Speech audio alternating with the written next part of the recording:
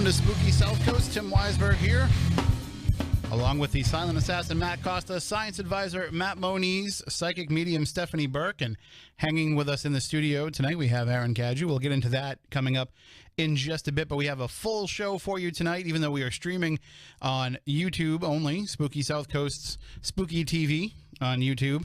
The Red Sox are still going on the radio, but that's all right because we can still bring you paranormal talk as we do each and every Saturday night, and we are going to have a hell of a show for you tonight. Action-packed, lots of stuff going on, lots of things to talk about. The main topic tonight will be the New Bedford Highway murders, and we'll be joined as well as having Aaron here. We'll be joined by Maureen Boyle as well, coming up a little bit later on. But before we get into that, we've got a bunch of stuff to cover, and Ken just hung up because he was hearing the Red Sox while he was on hold. So let me let him know that that's what the case is. But I want to say thank you to everybody out there who joined in with the show. And oh, hold on, I can't type and talk at the same time. So I'm terrible at this. So we will cover a lot of ground tonight. I want to say hi to everybody on what used to be Belgab is now Elgab, E-L-L-G-A-B, elgab.com. So you can check out everything that you are using from Belgab there. That's my fault. And let me put that back into program, take it out there. Now people can hear that on the radio. And we will continue to welcome those folks throughout the course of the show. But, okay, I think I've got everything settled here. We're doing this stuff on the fly here. No, I don't need your mic up. Okay, fine. You don't have to talk. All right, I'll go home then. She's like, I just need my mic up so I can yell at you. Well, you're talking to yourself and saying you can't talk when you type, but we're sitting right here waiting to talk to you. Nobody seemed to be jumping to say anything. Well, because I knew my mic was down. But one person who is jumping to say something is our first guest this evening, Ken DaCosta of Rise Up Paranormal. And Ken, can you hear us okay? That's all right. I'm watching him as we speak. Yeah, thanks for not getting over in time for us to be on the radio, but that's all right. We can still do things over YouTube, and we have just a few moments here with you tonight, Ken, but we wanted to let everybody know about what's coming up next weekend with Ocean State Paracon. How many years now is this? This is the 7th year. And out of all those years, it just seems to be getting bigger and better each year. Yeah, we had really humble beginnings in a basement of a church in Woonsocket, and I don't think we saw that it would grow to the extent that it has, but it's been very gratifying, and we've been able to do our small part to help people in the community, and in great part that's thanks to the people who attend every year and our guests who come here of their own dime and give their time to support these great causes. Sorry, I'm just yelling at Sudon name in the chat room because anytime there's a problem, he's the first one to point it out. Mm-hmm. So thanks. We weren't aware that you couldn't hear Ken. So anyway, not to dampen the spirit of Ocean State Paracon, but I am getting frustrated with the technology tonight. Next week is going to be the complete opposite of that, Ken, because it's so relaxed and calm at Ocean State Paracon. Even though there's tons of stuff going on, tons of discussions to see, tons of people to talk to, tables and vendors to visit, you are able to maintain... I mean, from the outside, I can tell you, it looks like everything is nice and calm and peaceful. I know it's not like that for you and your team as you're running around trying to make everything look so effortless, but I think being beside the river helps. Yeah, I think it's a calming effect, if nothing else. To be honest with you, the day of the event is actually the easiest. It's if you have the hay in the barn at that point and you've got your preparations done, then you open up the gates and... it's just great to see people come in and have a good time.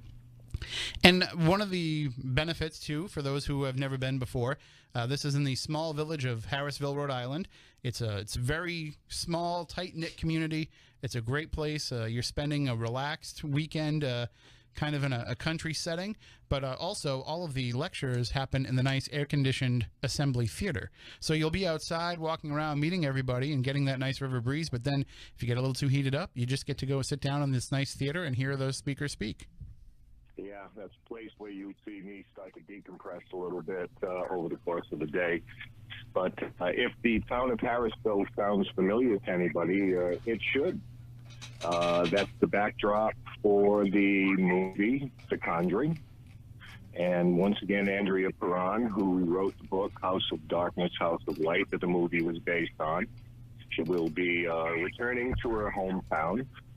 So it's always great to welcome her back. And this is among other tremendous speakers and guests that we have. Among those, Mr. Tim Weisberg, who's going to do a presentation for us. And there's food, there's fun, there's vendors, crafts, authors, artists, a little bit of everything for everyone. And if you go and you're checking it out, again, it's an entire weekend's full of events. It'll kick off at noon on Saturday with a gallery reading from Tiffany Rice, then Carl and Keith Johnson speaking together at 1:15. I'll be speaking at 2:30. I'll be talking about ancient ghosts, early civilizations, and the afterlife. Dustin Parry at 3:45. Rosalind Bound at 5. That's just the Saturday lineup alone. And then on Sunday, you have Dave Giuliano, Mike Rexecker, Bill Brock, Andrea Perrin, and Jack Kenna closing things out. And as you mentioned to all the speakers, the lectures are going to end on Sunday, but there'll still be some time left in the event. So it's not like people have to rush right out during the last speaker either. No, we decided to go to school on what we've done over the last few years. And give enough time in between speakers for people to traverse the vendor area and visit with everybody, and still have enough time to make a getaway on Sunday. And people sometimes come from longer distances, so we want to allow them time to get home in the daylight and have a nice, safe trip home. And also, I highly recommend, well, I don't want to give away the secret of where I'm going to eat on Sunday afterwards, but some of the cool people that are there on Sunday, I'll let you know, and you can come with me. Yeah, that's because I introduced you. That place was pretty fantastic. Lectures are still important to me, and we try to bring in a lot of different voices every year, a lot of different perspectives. So you'll hear everything from demonology to vampires to Sasquatch to UFOs to more of the metaphysical realm. So it's a pretty diverse amount of speakers. So I think it's something that everybody is going to take away a little bit something, regardless of what your interests are. And you'll also, by the way, get to see Joe Chin will be there as well.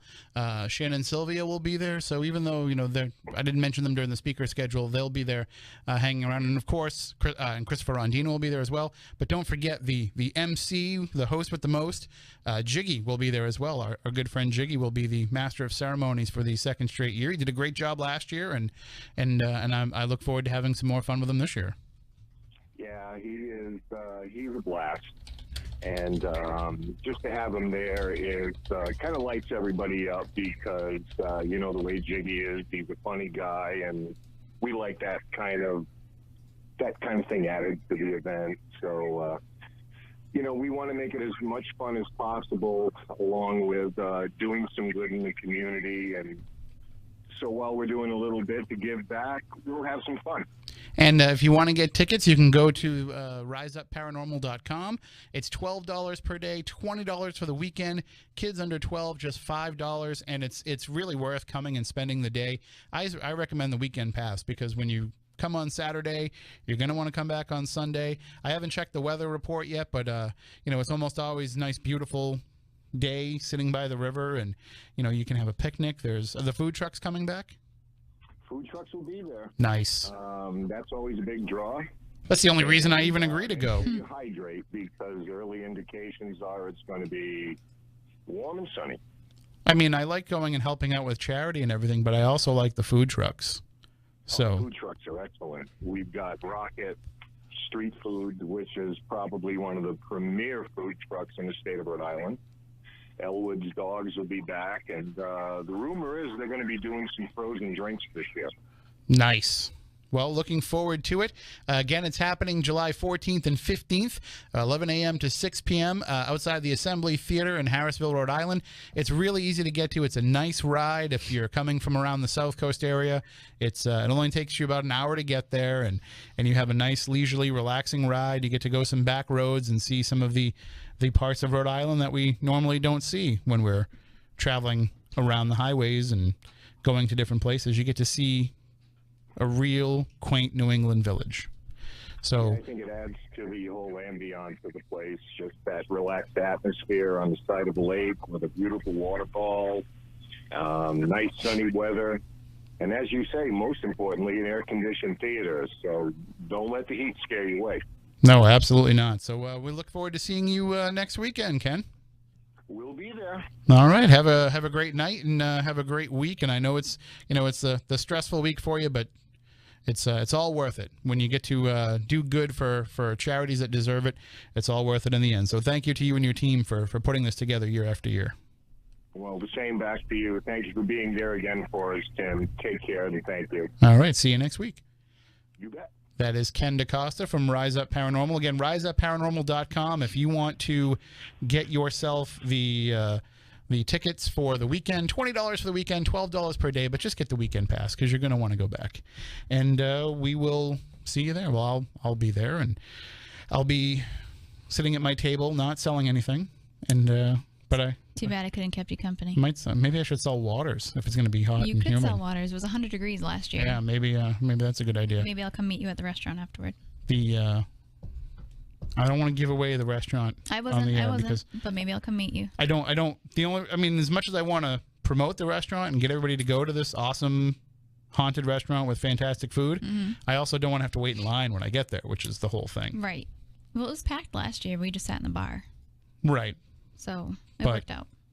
As long as I can get all the bread that I want and the soup and all that stuff, I'll be happy. Don't talk about it. I don't want to give away too much. All right. Well, we are supposed to be joined now by Danny Roberge, the man behind Big Beard Studios. I know that he's hard at work, though, trying to roll out this new version of Echovox. But we did tell him that, until 10:30, we had some time for him to come on and talk about it. So hopefully he can join us for a few moments.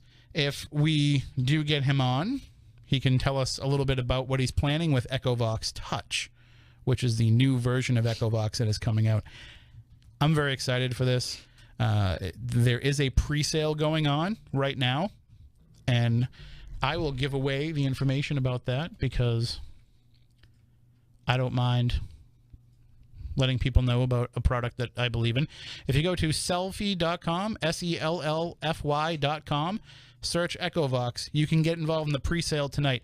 And if you get involved in the pre-sale tonight, you get it for the special price of $9.95. So you pay for it now, and it's a secure site. You can pay with your PayPal, pay with your credit card.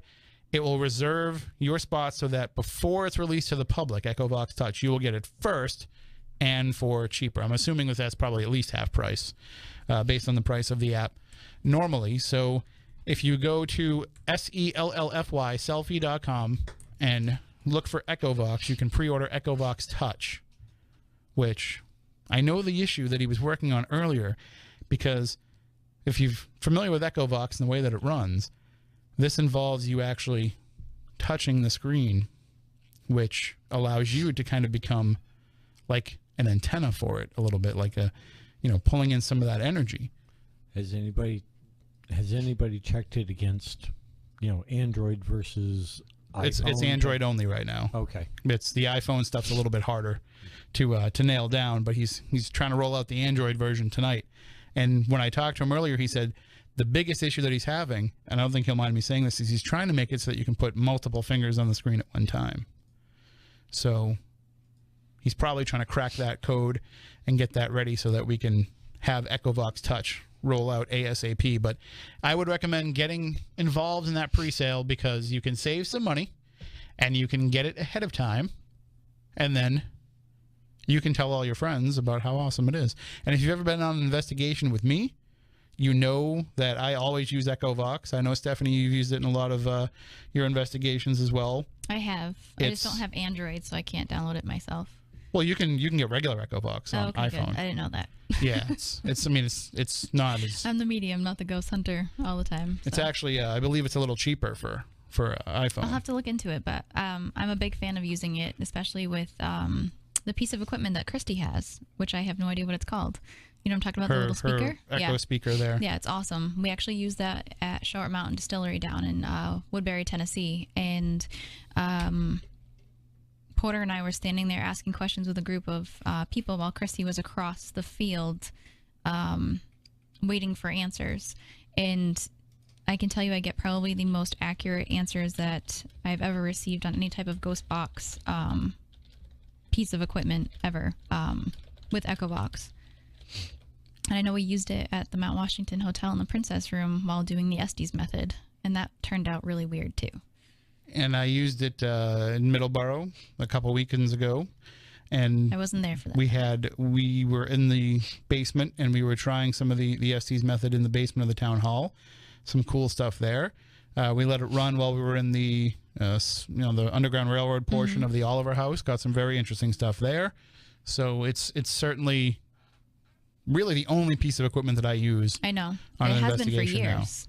Now. Like I hand out my K2 meters, I hand out my Mel meters, I hand out all the other stuff for other people to use, and basically I just walk around with Echovox. And I'm trying to train more and more people so that they know how to use it. And every time, without fail, people will see it in action, and then I see them go on their phones immediately and download it, and then go off on their own. And it's a great tool. It's a great way to communicate, and it's not like you're randomly picking up radio waves and trying to infer from what you're hearing on the radio. It's not like you're doing an investigation in Boston and saying, "Where are we?" And then the radio says Boston, right? Because the radio is going to keep saying Boston because you're in Boston, and so you have a little bit more impact when you get not only words but complete sentences coming out of bits of phonetic speech. So, and anybody that has never seen it in action, just a few weeks ago we used it right here on the show. We tried the Estes method right here on the show, and it was weird. We didn't really get anything overtly strong, but we had a few hits, and you can check that out on our YouTube page. And we are going to be getting into the discussion in just a few moments. Maureen Boyle is going to call in as well. Aaron Cadieux is here with us. Aaron, I know you're not a paranormal guy. You're not a big believer in a lot of the different types of gadgets that we run around with.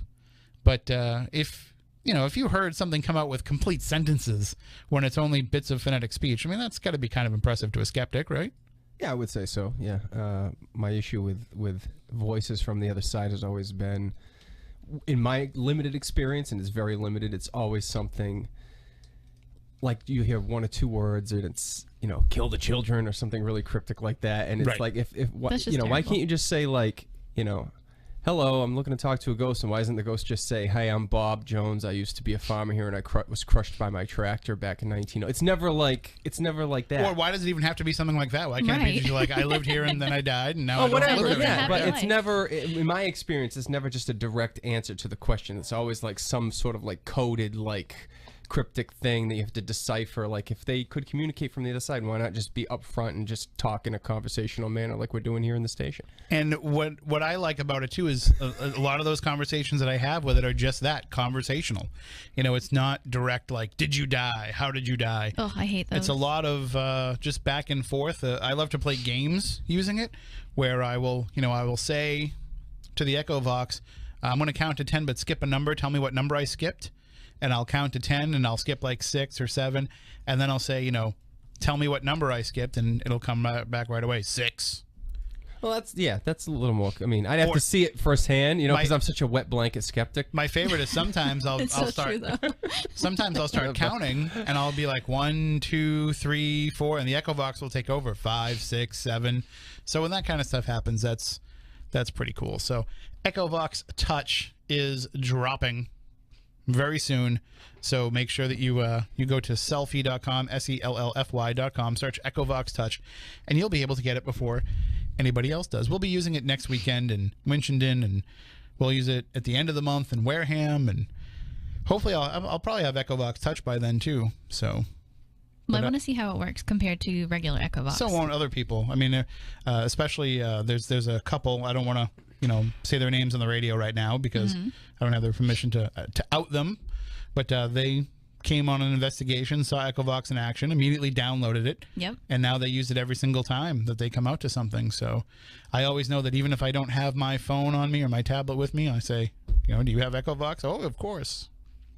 And it's certainly one of those things that if you question the equipment that people use, you question when they start talking to blinking lights and staticky radios, this might be a little bit more your speed, a little bit more something that can prove something to you.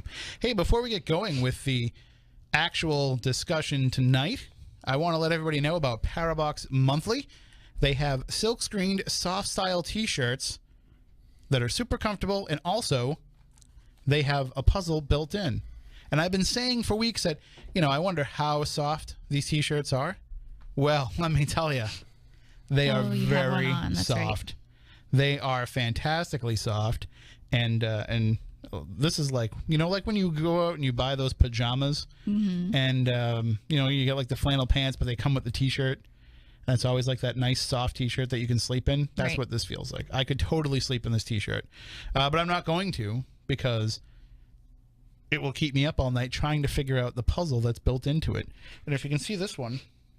I was looking at that. I can. I was wondering, I'm like, how did you get a St. Augustine t-shirt? It promotes the St. Augustine Lighthouse in St. Augustine, Florida, which many people are familiar with. I know you were just there recently. I was. It's a really cool place. It's awesome. And we are now sporting, well, I am sporting. You are, yes. The Parabox Monthly t-shirt from the St. Augustine Lighthouse. So this is part of the Ghosts and Haunted Locations series, but they also have other themes, including UFO encounters and aliens, folklore and legends, cryptozoology, and urban legends. You can get them from a month-to-month plan, a 3-month plan, or a 6-month plan. You get the t-shirts, you try to solve the puzzles, you try to figure out what's going on with it.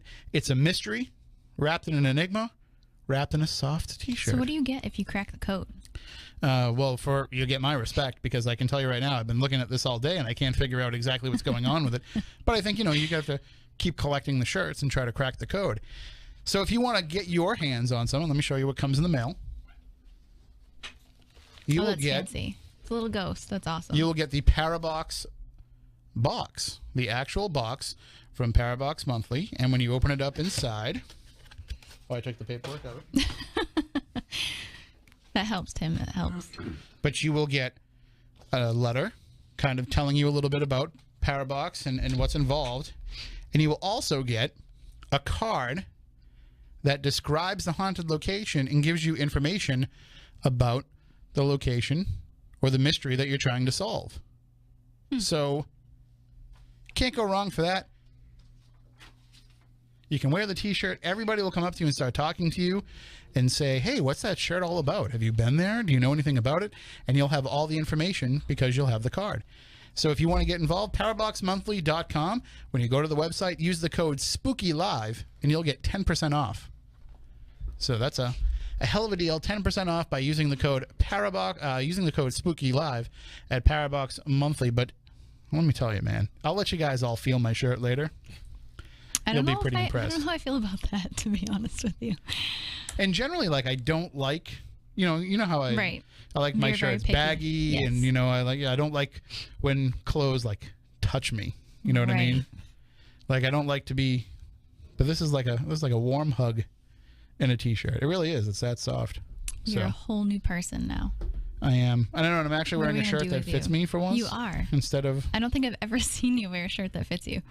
I thought you would be proud. I am. When I told them the actual size instead of 2 sizes too big. Wow. So I thought that would turning over a new leaf. And Matt's telling me via mental telepathy that if you crack the code in these shirts, you get entered to win free stuff. Well, I figure you're gonna win something. Hey, Maureen. It's really. I'm just sending Maureen the number. Because I guess I think he's on the phone with her. Yeah, she tried using it. And that's what I did? I mistyped it. Oh my goodness, that's why. I sent her the wrong number. It's the second time that I did that. I sent the wrong number to Danny earlier too, but I'd sent him the right one after. There you go. That's really funny. Send her the right number, would you? I know. Well, because normally when she comes in, normally when she's been on WBSM, she's come in because it's been during the day. But tonight we decided that we had, we wanted to have her on for Spooky South Coast, and she was nice enough to agree to come on, even though, it's a little bit past her bedtime. But she felt it was important to come on and talk to the Spooky South Coast audience, because we do reach a huge audience around the world, and this is a case that I think needs to really be told to the world, because not enough people are aware that this is still unsolved. So let's just bring Maureen into the discussion before we get going and really start explaining everything. But let's just at least put her on the phone so that we know that she's there and she knows that we're here and she doesn't have to keep hearing the Red Sox on hold. Are you there with us, Maureen?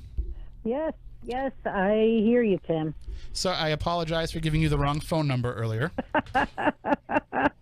Well, I was starting to think that it was some supernatural thing that's come in and to stop me from calling and talking to you. No, you know what happens is you move out of the newsroom, and then the last thing you think about is all the stuff associated with it, and you start getting into a different mindset, and then you completely forget about it. And you got to kind of clear your brain of all that stuff, and apparently I cleared my brain of the VIP call-in line too. So hey, you were only one number off.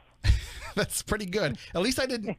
I mean, I wouldn't mind if you have it, but I know that when I have gone out on the air before, I have given out my cell phone number. So. Have you really? Oh yeah. And now every day that I'm the DME, every day I'm typing out like for people to call in, and when I say for people to call in, I have to type in the call-in number to put out on Facebook and Twitter and all that stuff. And one of these days, I just know I'm going to put my cell phone number in there by accident, and my phone's going to be blowing up with Trump supporters calling in to praise Barry for what he's talking about, and I'm not going to know what they're talking about because I'm not in the studio on the air. So we do want to talk tonight, though, about a pretty serious topic, and something that we have touched upon a little bit in the past here on Spooky South Coast, but really haven't gotten to very much in depth. And we're going to do that tonight. On the phone with us, we have Maureen Boyle, who is the author of Shallow Graves, The Hunt for the New Bedford Highway Serial Killer. And in the studio, we have Aaron Cadieux, who is the director of the upcoming... Are you co-director too this time, or are you just the director? Really sorted out the titles yet. Co-director for now, I guess. Okay, the co-director of the Highway Murders, which is a documentary, should we say series? Series, yeah. That will be coming out on these murders eventually, as soon as, Aaron doesn't have to have regular life holding him back, but something that is coming down the pipeline as well, and something that you've been researching for a number of years.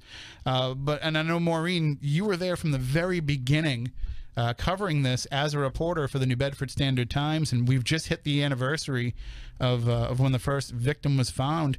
Can you take us back to what it was like in 1988 when the story first broke? Well, what's interesting is when the first body was found and when the story first broke, it was very much like it was this past week. Very, very hot. Probably the hottest summer that anyone could remember.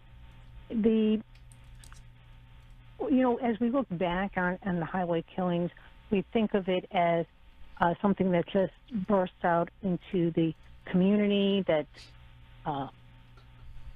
it was something that was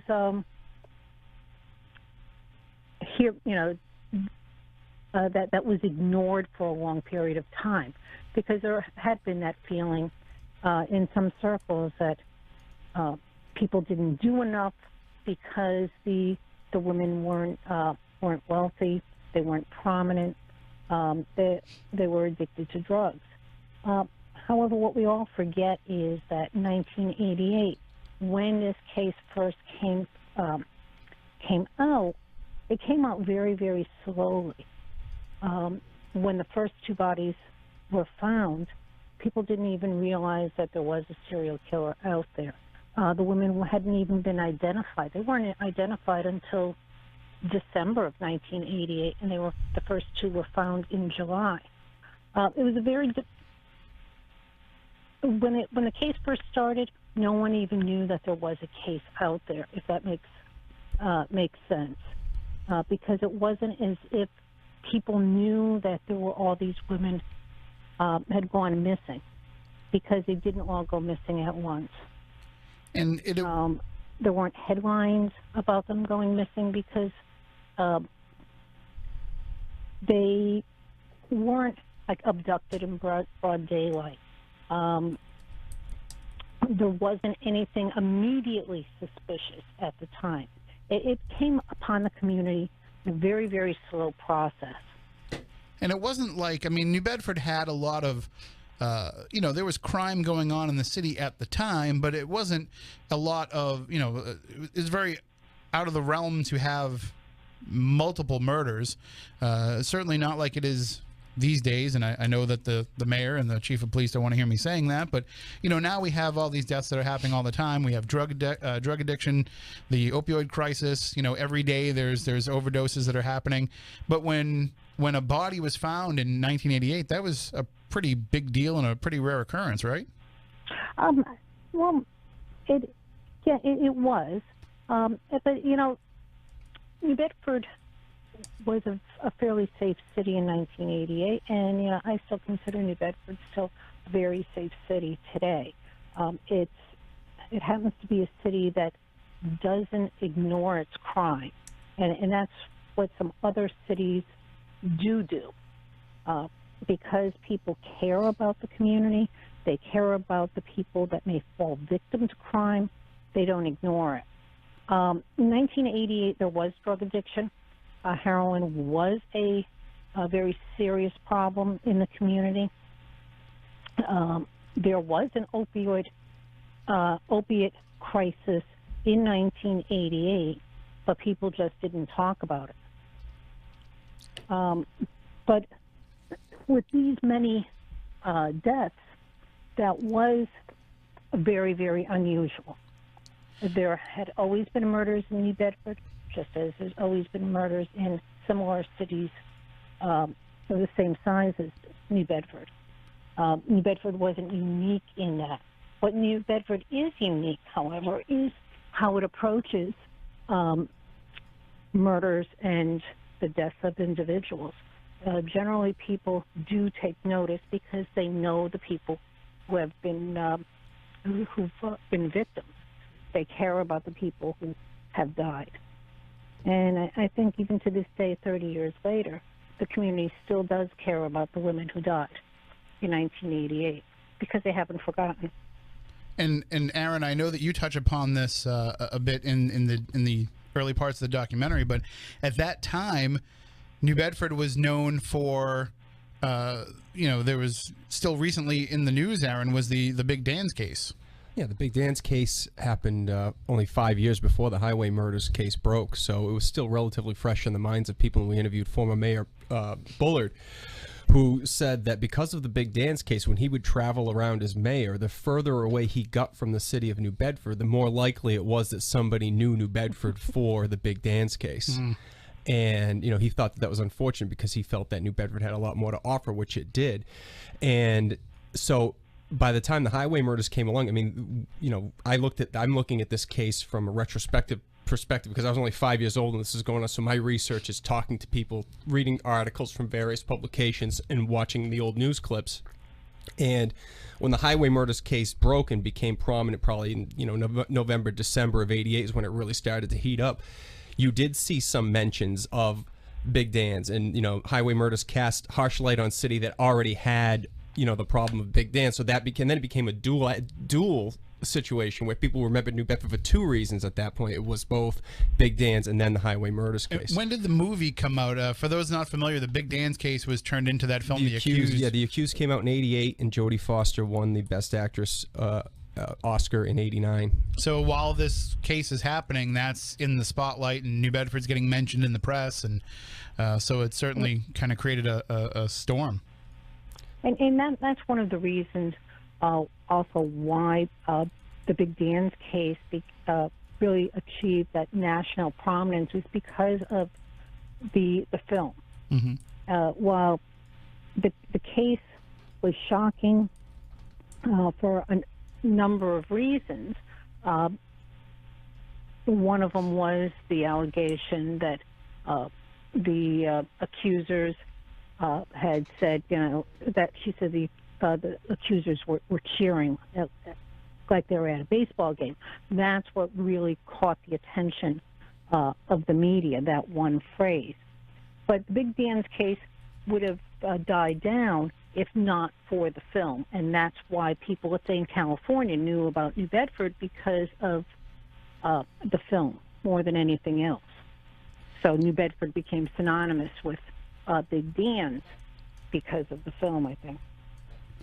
And so when the first victim is found in '88, and then this starts to make some news, obviously, because when you find a body, that's going to be news. But at one point, did the idea start to come about that this was the work of one person? How many victims were found before it started to become clear that there was a serial killer in New Bedford? Yeah, the first two bodies were found in January, but the third body was not found until November. So the real concern, the real fear, didn't rise until after the third body was found in November.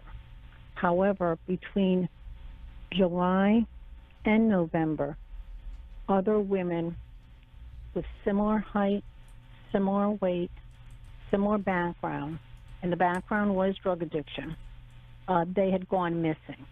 And one of the New Bedford detectives had noticed that there appeared to be a pattern of women who have gone missing, and that's when there was more concern out in the law enforcement community that there may be something else going on. But no one was really saying, yes, we have a serial killer on the loose in the summer of 1988 when some of the other women went missing, because they didn't know they had a serial killer out there, because there were not 9 women found dead in quick succession early on. And Aaron, I know that you've spent a lot of time with the families in recent years, interviewing the relatives of the victims and really getting their story and helping them tell the story of their loved ones who were lost to this.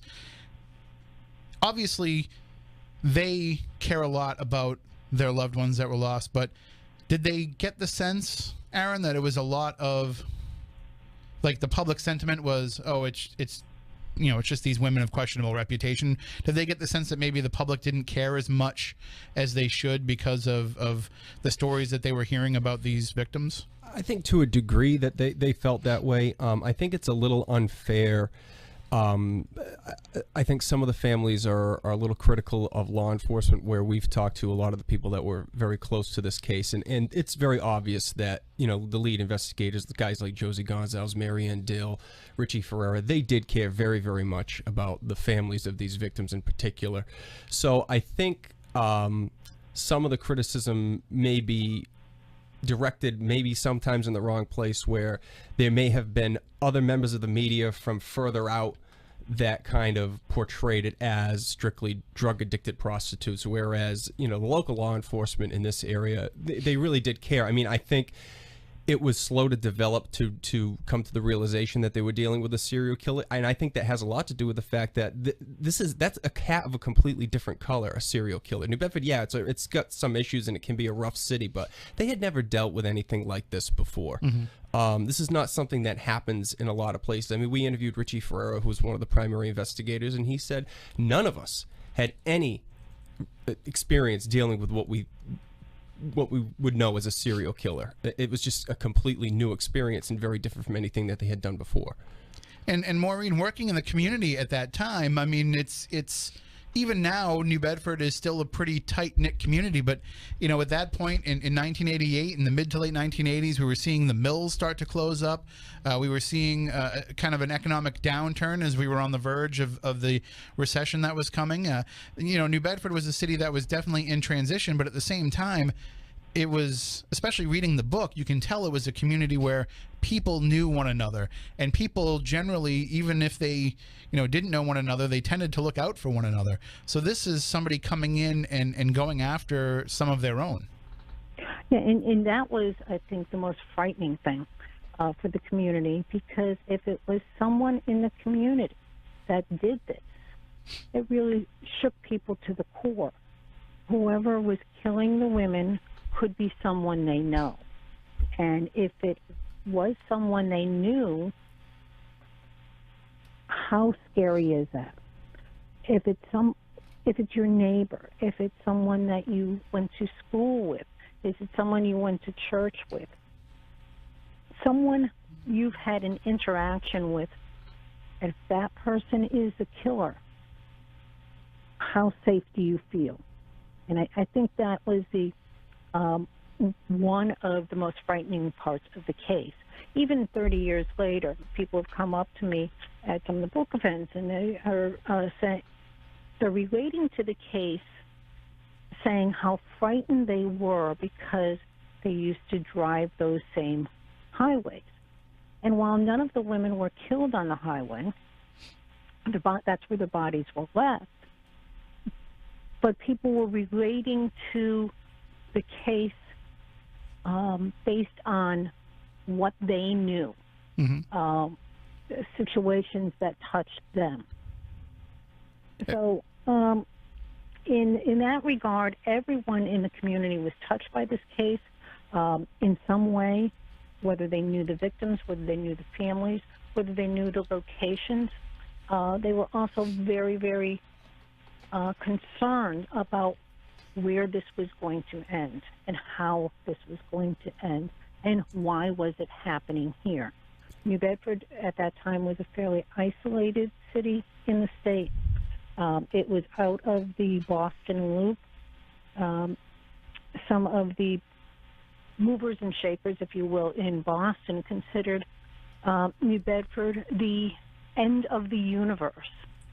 And that was something that someone had actually said back in the mid-'80s. They called New Bedford the end of the universe. So the deaths of the women did shake everyone in the community, did touch everyone, and they were also very, very concerned about how it was going to affect them, how it was going to affect their community, and who might be next. If someone can kill the most vulnerable people in your city, where do they stop? Absolutely. And I think in the back of everyone's mind, they're thinking of that. Does it end there? Especially where it's going to escalate. Especially where it was a community where there was a lot of vulnerability during that time. Aaron, because you're in the studio, it's easier for me to look at you and kind of go one-on-one with you. Just some of the people in the chat room are asking for just a quick overview of exactly what happened in this case. And I know that that's kind of hard to put into a concise couple-minute answer, but if you can kind of just give people, what would be on the back of the DVD, essentially. Sure, and Maureen can probably correct me if I'm wrong on any of this, but essentially the women in New Bedford that were victims of the highway killer began disappearing sometime in maybe late March, April, and continued disappearing right up until early September. The first victim was found on July 3rd, and the second victim was found on July 30th, and there were still women disappearing after bodies had already been found. And one of the things that I find interesting about this case is that the last victim, Dawn Mendes, who disappeared on September 4th, was dumped only a mile from the Reed Road exit where they had already been. She was dumped at the Reed Road exit, and in July there had been a body dumped only a mile down the road. So if the killer was paying attention to the bodies that he was dumping, he still continued dumping bodies close to where he knew bodies had already been found, which to me is an interesting aspect of this case. But the women started disappearing in the spring, continued disappearing right up until early September, and then they continued finding bodies all the way up until late April of 1989, when they found the last body in Marion, which was Sandra Botello, and there were actually two presumed victims of the highway killer that have never been found, being Christina Montero and Marilyn Roberts. So in total, how many victims are we looking at? 9 found, about 11 altogether, with 2 that haven't been found yet. Although you know, to say that this was something that New Bedford hadn't seen before is a little bit incorrect. There were 4 other homicides dating as far back as 1985 that did have some similarities to the highway murders. The first one being September of 85 with a woman named Shirley Parton, who was last seen at a New Bedford bar, found beaten, strangled, and raped, shoved underneath an electrical generator on Herman Melville Boulevard. A year later, another woman named Dorothy Danielson was found beaten, strangled, bludgeoned to death, and sexually assaulted on the railroad tracks only a short distance from where Shirley Parton was found. So in 1986 already, I know that Detective Dextrator, who was the New Bedford detective that started putting the pieces together early on the highway murders, already had it in his mind that those 2 murders may have been connected. And then a year after that, another woman named Joanne Andrade was found bludgeoned and strangled floating in the water off a state pier. And then only a week before the first highway murder victim was found up on 140, a woman named Dawn Copeland was found bludgeoned and stabbed, shoved underneath the jetty at the end of Rogers Street, just over the line at the Dartmouth. So there were 4 other homicides that took place in the years leading up to the highway murders themselves, with one of them taking place in the midst of the highway murders. Now, I'm not saying that those are connected, but they were probed at the time for possible connections. But just stepping back and looking at this from a distant perspective like mine, you had 15 homicides of women of similar demographic that all occurred within a 3-year time period, with nothing like it before 1985 and nothing like it after 1988 until 2005, when Susanna Alvarado was found on the on-ramp from 88 leading to 195. If you look at the statistics of a serial killer, it's about a 1 in 20 million chance that somebody is a serial killer. New Bedford is a small city of about 100,000 people. Just from my personal opinion, I find it very hard to believe that those other homicides are not connected to the 11th. But that's just my personal opinion. And Maureen, I know you being in the thick of it when the investigations were ongoing, and when both the local police, the state police, when they were all heavily involved in the investigation, when the district attorney's office involved in the investigation, were they putting these same pieces together at the time when they started to see not only these victims and from similar backgrounds, but also similar MO and similar ways that they were being found having been murdered and dumped? If you're referring to the earlier murders, they did look at those cases, but did not include them officially into the highway killing case. They did look at them for possible connections. In at least one of the cases, they had a suspect, but not evidence in it to charge. There was, in one of the other cases, they also were looking at a completely different suspect. So while it was very, very unusual to see those type of murders in the city, and those earlier murders may be related, not necessarily with the highway killings, but there had been earlier murders of women in the city that had been solved, very violent cases, very violent homicides of women who were considered extremely vulnerable for a variety of reasons, either where they were last seen, if they had been at a bar, things like that. So it's not unusual for women to fall victim to crime in certain situations, but those earlier cases, they did look at them as part of the highway killing investigation. The earlier victims, the victim demographic was a bit different than the women in the highway killings case. Of the women in the earlier women, their ages were a bit different. Their backgrounds were a bit different. They're a little bit more varied. But that's not to say that they weren't related. I think in the defense of law enforcement, I mean, at that point you had 1 a year over 4 years, and then all of a sudden you had 11 over 4 months. So I think that in their defense, even if they were connected, it would be hard to see that back then because, you know, you have 1 year for 4 years and then 11 over 4 months, it's all of a sudden just things go crazy. So that there was a bit of a difference in the length of time between the murders when you're comparing those other homicides to the actual highway murders themselves. In particular with the Shirley Parton case, I covered that originally, and she was out. Was last seen leaving a bar in the city, and that was the last time that she was seen. Dawn Copeland case, they had a couple of suspects in that case. They did not have a suspect in the Shirley Parton case that I know of. Some of the other ones, they had maybe 2 or 3 different suspects. They could not find a definitive link in those earlier cases, and I know later on that they did look to see if there was some type of a link. So again, we're talking about. But there had also been other murders of women during that period of time. However, they were solved. We're talking about women, yes. At least the victims that are commonly believed to be the victims of this highway serial killer. Yeah. These are women who are, have drug problems, who are known to frequent bars, who are kind of involved with kind of the seedy underbelly of the city at the time. And there's a lot of questions coming from the chat room, people asking, were all of these victims killed in the same way? Was there similarities in the way that they were attacked and the way that they were murdered from victim to victim?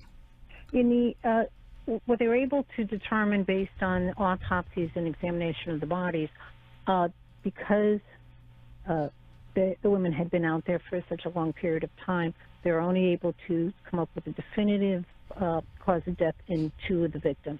2 of the victims were strangled. The other ones, they believe, most likely had been strangled, but that was not positively determined based on the condition of their remains. Just to echo something that Maureen talked about earlier, and this is something that we had seen through searching the old newspaper archives, it was a record-setting heat in the summer of 1988, and you can see that in the newspaper articles at the time when we're researching the highway murders right alongside, and the headlines are record-setting heat. And just as an example, Nancy Piva disappeared on July 7th, 1988. She was found just 3 weeks later on July 30th, and in that short 3-week time period, she decomposed to almost pretty much skeletal remains. I mean, there was some soft tissue there, but I mean so think about that. She's only out there for 3 weeks and decomposes that quickly. Where you have a victim like Robin Rhodes, who was out there for almost a year, or Sandra Patello, who was almost out there for a year. Think about how badly decomposed those women probably were when compared to Nancy Piva, who was only out there for 3 weeks. I mean, and a lot of these women were found with no clothes whatsoever, some partially clad, some with different items. But for a woman that's out there with no clothing, that's been out there for that long, there's not going to be a lot of evidence left. It's not like they're buried in, no offense to the book title, Maureen, with shallow graves, but these women are just basically, in many cases, just dumped there, just left there. Yes, exactly. So we're talking about, being exposed to not only the elements, but also, and no disrespect to the victims, but you've got animals out there, you've got predators, you've got you're victims to the circumstances as well as to these murders as well, and that's putting the investigators behind the 8 ball even further. We've been lucky enough to track down 4 direct eyewitnesses to finding remains for our series. And in all of the instances, these eyewitnesses would say, there was the not to be graphic, but the skull and the rib cage, but the hands and feet were missing, or there were bones missing, or the things weren't found where you usually would think they would be found. Because yes, animal predation unfortunately is a thing when coyotes and scavengers and they can make off with those parts. And we interviewed Bob St. Jean, who was the head of the CPAC unit out of Ron Pina's office at the time, and just before we go, Bob St. Jean is the investigator, the DA's investigator. Before you start getting angry phone calls from retired state troopers. Sure. Bob St. Jean was had been a state trooper, and then became the chief investigator in Ron Pina's office. He was not in charge of CPAC. That's just one of those things to save all the angry calls. No, yeah, I misspoke. I misspoke there. The chief, his technical, his title is chief investigator when I would see it in the news. But anyway, he said, basically that these crime scenes were very scattered. They weren't compact crime scenes because of the time that had elapsed. And these victims were chosen based on, it seems like, on opportunity more than anything else. There was no compelling pattern that would draw the killer from one to the other. I mean, there was no like distinguishing feature. It wasn't like they were all blondes. It wasn't like they all had a certain figure. I mean, these were just kind of crimes of opportunity. Does that seem accurate, Maureen? Well, all of them were short. All but one were extremely thin. All but one were white. They did have very similar looks, and similar profiles. Not all, but pretty much. There was a lot of similarities in their appearances in that regard. The ages were pretty varied, though. I mean, Christina Montero was 19, and Nancy was, 36? Nancy Paiva, 36? So, I mean, there was quite a gap in the ages. Yeah. So, and of course, we've discovered that, I shouldn't say we, but Maureen, and when your work, when you were covering the case and the investigators were investigating the case, and Aaron going back and looking through the lens of, 20 plus years later when you started investigating it, they did run in some similar circles. Some of these women were known to each other. Yes. But that's not that unusual. You're talking about a fairly small city where people know each other. I liken it to people in the news media know other people in the news media. Doctors know doctors, nurses know nurses, teachers know teachers. This is a city where there's very large families. People grow up in the New Bedford area and they stay put. People put down very strong roots in the community. And in the drug community, that is also a very, very tight-knit community. People know each other, so that they'd be running in the same circles. They would know the same people. So it's not that unusual that they would know each other. Drug addicts would crash at each other's homes. The women would share clothing. So as a result, they may also all have known, they could have all known the killer. Right. And I kind of do want to get into some of that discussion, too, about, because there were, there's so much to cover, and there's so much to go through. And let me just say that for anybody who is listening to the show, watching the show on YouTube, absolutely pick up a copy of Shallow Graves. You can get it from Amazon, wherever books are sold. Stay tuned to thehighwaymurders.com, right? That's the website, highwaymurders.com, yep. So that you can see the trailers, which will run coming up in a little bit, but you can also keep up to date with when everything's coming out, because there's so much to absorb and to learn about this case that we're never going to be able to cover it all in the time that we have left tonight. But kind of fast forwarding a little bit, this case is clearly developing into something that is more than just a few random acts. This is something that's starting to look like a pattern, something that's starting to come together. And Maureen, I know that at the time you were speaking on a regular basis with the district attorney at the time, Ron Pina, and a lot of people who are looking back on this case through the lens of time and hindsight are looking at him as being somebody who is just in some ways, some people look at him as a character of folly. In some ways, other people look at him as somebody who wasn't doing everything that he could have done. He had his own circumstances in his own life that were questionable and weird. What was your dealing like with the district attorney at the time of these murders? Ron Pina was very media savvy. He was very television savvy. My dealings, I dealt with him quite often. Quite frankly, he was not a big fan of the local media. He was much more enamored of the Boston media than New Bedford radio or New Bedford print or let's say, the very local television news. His sites were much more on Boston and the Boston Press. At least that was my experience. I firmly do believe that said that he did want to solve the case. It was not, and he, I think he truly did believe that he was going after the right person in the case. Kenneth Pont, who was a city attorney, was eventually indicted for one of the murders. I do believe that he thought that was the right decision, but I don't think he was looking at the case clear enough and looking at the evidence clear enough, because that case, if it went to trial, never would have moved forward. And Aaron, I know you've been critical of Ron Pena, and let me throw this out there, Aaron. I think we can't talk about him without at least mentioning his own circumstances, because it's not so much. We've interviewed quite a few people for this documentary, and yes, he does catch his fair share of criticism from some of the people that we've interviewed. I think, to echo what Maureen just said, one of the most interesting interviews that we shot for the documentary was Kenneth Pont's second defense attorney, Kevin Reddington, who was one of the most premier defense attorneys in the state of Massachusetts.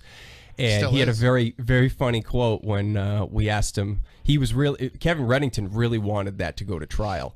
And his quote was, "If that went to trial, I would have beaten it like a redheaded stepchild." And that was his quote. And he was dead on about that. There is no way a jury would have convicted Kenneth Pont based on the evidence that the district attorney had at the time. There's no way. So how did Kenneth Pont come to... I have to agree with Aaron there, because there was really absolutely no evidence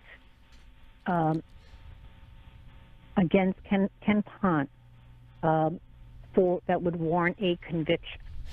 I think with Kenneth Pont, I think one of the things that if you were having a serial killing expert look at this case, the main criticism of Kenneth Pont as a suspect would be one of the primary reasons he was looked at is there was an incident where he was charged with an assault back in early April of 1988, and one of the eventual victims, Rochelle Clifford, was with him during this alleged assault. Fast forward to when Kenneth Pont's indicted in 1990. The district attorney at the indictment said that Rochelle Clifford was going to testify against Kenneth Pont in this assault case, and that Kenneth Pont had killed her to keep her quiet. Now, right then and there, you're attributing a motive to somebody killing another person, when by and large, serial killers do not have a motive. So it would have been difficult to extrapolate that and say, well, okay, he kills Rochelle to keep her quiet, but why over the next 4.5 months does he go on a killing spree and kill 10 other women? It doesn't make any sense. Right. That was, I think, the major problem with the theory that Kenneth Pont was responsible for these murders.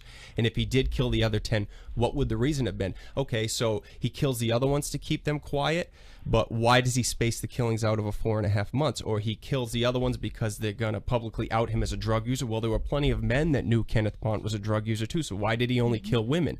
And the other thing is, if these women were sexually assaulted, which some of the investigators assume that they were, then if you're killing them to keep them quiet, why sexually assault them first? There are a number of things that don't make sense with that whole thing. And Maureen, being on the beat at the time, and you probably had crossed paths with Kenneth Pont before he was a suspect in this, what was your reaction when he was presented as a possible suspect in at least one of these murders, let alone all of them? Quite honestly, I covered cops and courts for a number of years prior to this case, and I had never crossed paths with Ken Pont. I never saw him in court. I never had to quote him. I never had to speak with him. He was a relative unknown until this case came up. And then when they present the case and they start, pointing to him as being the potential suspect, what was your gut instinct about what you were finding out about him as a suspect? I was discovering that he was a very strange man. He had some serious problems. He, at a as a teenager, he was a heroin addict. He overcame his addiction. He went to college. Eventually became a lawyer. He would have become the poster child for recovery, and then addiction rose its ugly head again, this time in the form of coke.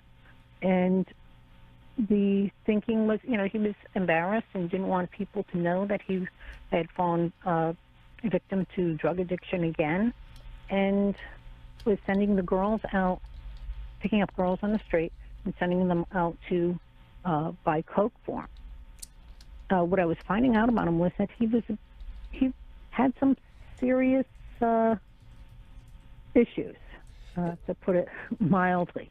He was a very, very strange man. And I don't think he did himself any favors when he first was being looked at as a suspect. He got very defensive and got his back up. And when you get your back up and get defensive, sometimes that can make you look like you're hiding something. So, when he finally did later offer to submit his own hair and saliva samples, and at least at one point offer to testify to the grand jury, it was almost too late at that point. It was, right up to the 11th hour. But at least initially, he was very defensive, and I think he got his back up. And had he been treated more of a witness and less of a suspect, maybe it would have resulted in something. Because there is the possibility if the killer was somebody entrenched in the New Bedford drug community, it may very well have been somebody that Kenneth Pont had even known. Sure. But that's not to say that Kenneth Pont knew that person was the killer. But maybe he would have had information that would have been helpful. Yeah, and Aaron's correct. He really did himself no favors in the case. He presented himself almost as a suspect almost from the start, by his demeanor, by his attitude. He approached it as, I don't have to talk to anyone because I'm a lawyer, which is true. People do not have to talk to the police, but if he had the thinking in the law enforcement was, well, why is this lawyer who knows some of the victims and appears to be so concerned that they're missing, why isn't he helping in the investigation? And at one point, he made up flyers for one of the women who is reported missing. So it didn't make sense to law enforcement, and as a result, that's one of the reasons why he wound up sort of at the top of the list in some circles as a suspect. And he was somebody who, to this day, when we started, I made a little graphic to promote the show tonight that we were having both of you on as our guest, and that this would be the topic. And I started sharing it around social media. And what do I start getting in the comments? But people saying, "Oh, I thought they found out that lawyer did it. Oh, I thought that lawyer was convicted of the murders." And it's just become part of the folklore for those that don't know all the facts of the case that Kenneth Pont was the New Bedford Highway serial killer. Yeah, unfortunately, in some circles, that's true. People don't get beyond oh yes, someone was charged with it, and they don't follow up to or forget that the charges were dropped against them. And Aaron, we've talked about this ourselves, and we've talked about it on the even before his death not that long ago, that he was somebody who never really stayed out of the spotlight when it came to having some issues. No, that's right, and it's almost sad that 30 years later, whenever this case gets mentioned on social media, and that's where things are discussed nowadays is social media. Whenever the New Bedford Highway murders are mentioned, whether it be on New Bedford Guide or one of these other Facebook pages or the Standard Times or whatever, there are hundreds and hundreds of comments that follow because, yes, as Maureen said, this case touched the lives of so many people in this area, but there's so much misinformation out there, and Kenneth Pont's name is just the first one that pops up. Everybody, oh, it was that lawyer, it was that lawyer, it was that lawyer. It was like, they don't even know the names of some of the other people that were suspects, and I think Kenneth Pont, of the four primary suspects that they had back then, his name was most frequently mentioned in the press. By the time 1990 rolled around, it really was just Kenneth Pont's name name from the beginning of 1990 right up until his indictment in the summer of 1990. It just became hyper-focused on Pont. It became a back and forth between Kenneth Pont and Ron Pina in the media, and so that's the name that everybody remembers. And he's the one that's indicted. He's the one that's at the courthouse. He's the one that's saying absolutely not guilty, Your Honor. And then once he's indicted, and then once Ron Pina loses the election, things really go quiet for the year leading up to the dismissal of his indictment once Paul Walsh takes office, because Paul Walsh's approach to the district attorney's office was so different from Ron Pina's. So by the time the indictment is dismissed, the case has been really quiet for almost a year. Was there something, Maureen, at the time between, I mean, was this a personal vendetta type of situation between Ron Pina and Kenneth Pont, where, you know, they just became each other's mortal enemy over this case? I think in Ken Pont's mind, there was. I don't quite think it was the same with Ron Pina. For Ron Pina, he was, as a prosecutor, he wouldn't have taken it that personally. He did not have a vendetta against Ken Pont. Ken Pont, I suspect, was just a blip in his circle. He did have a funny, Ron Pina had a funny quote. There was a story that ran on WJAR when the election, right at the election in September after Pont had been indicted. And Ron had a funny quote about, I didn't just have Paul Walsh as an opponent, I had Ken Pont as an opponent. And he kind of chuckled, which I thought was kind of a funny quote, because he really did. He really had two opponents at that point. Yeah, because it is very unusual for a murder suspect to campaign against you and campaign for your opponent, much to Paul Walsh's chagrin. Right. It's not. I don't think it was anything Paul was looking to have happen, but nonetheless. And so when Paul Walsh does win the election and take over as district attorney, which I think, obviously part of that election was the fact that Ron Pina could not get the actual serial killer. So people are looking to Paul Walsh as being the new guy and being the guy that can come in with a fresh set of eyes. What was it like, Maureen, at that time as he was stepping into the role of district attorney and he was looking into this investigation, and how did you see kind of the wind shifting when he took over?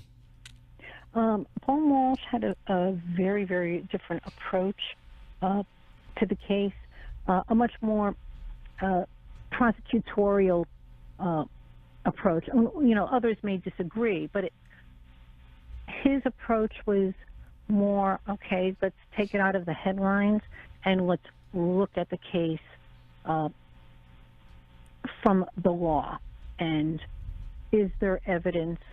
Can this case move forward? The special prosecutor who he brought in told me he fully expected that he was going to be trying the case. He did not expect to, quote unquote, dump the case. He wasn't brought in as a political foil to say, okay, I brought in a special prosecutor and this guy says there's no case, so we're going to drop it. That was not the approach that the special prosecutor took. He did go through all of the evidence in the case, as did Walsh to a certain extent. And what they found was there was no evidence that you could bring to court and get a conviction. But Walsh did things very, very differently than Ron Pina. While Ron Pina would call a press conference and make announcements before the cameras, Paul Walsh was a little bit more circumspect in that regard. He lets the police do their job and then just moves forward from there. He was less, might say he was less media savvy. Other people might say that he wasn't looking to grab headlines. I think he just had a very, very different approach with the job, different philosophy.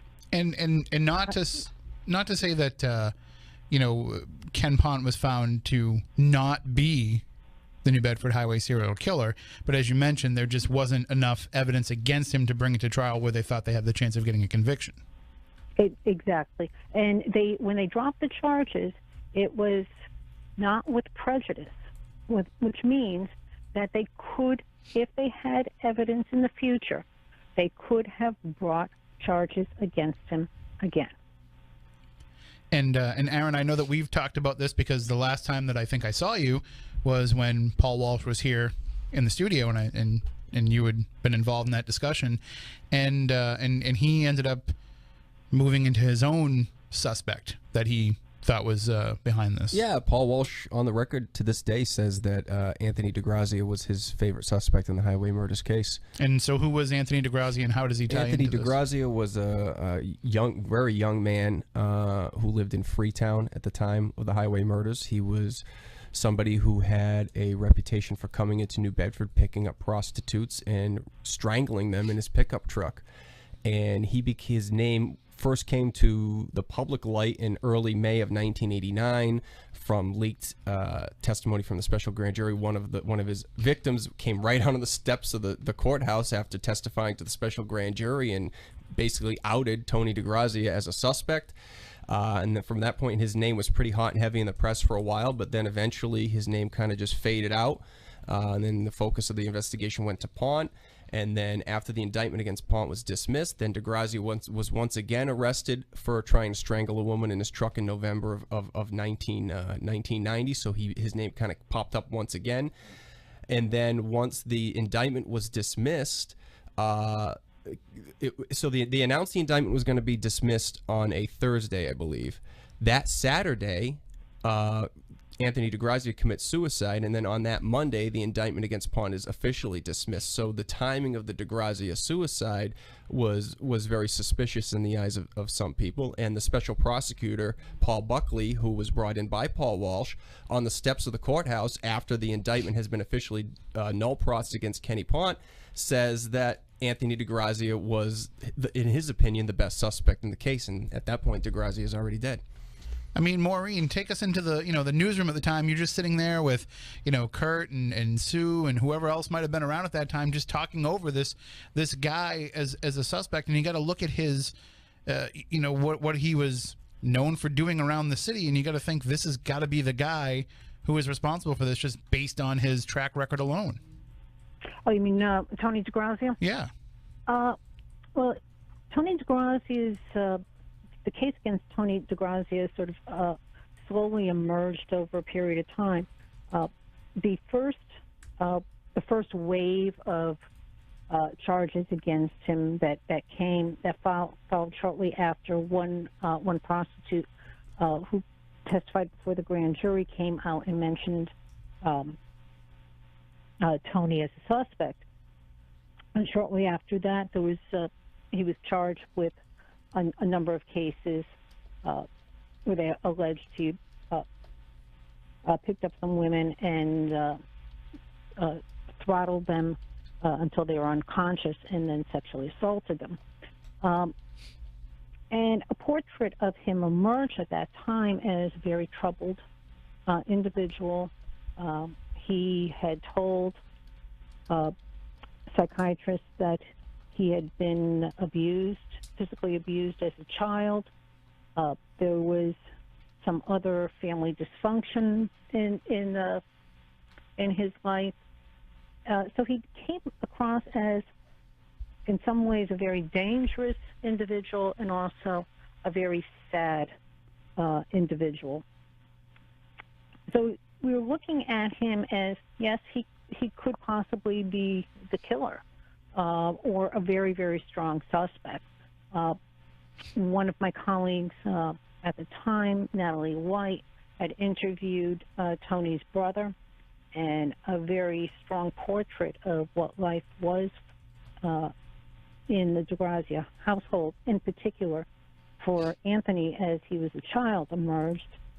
And it would have fit some of the abuse that he suffered would have fit that classic serial killer profile.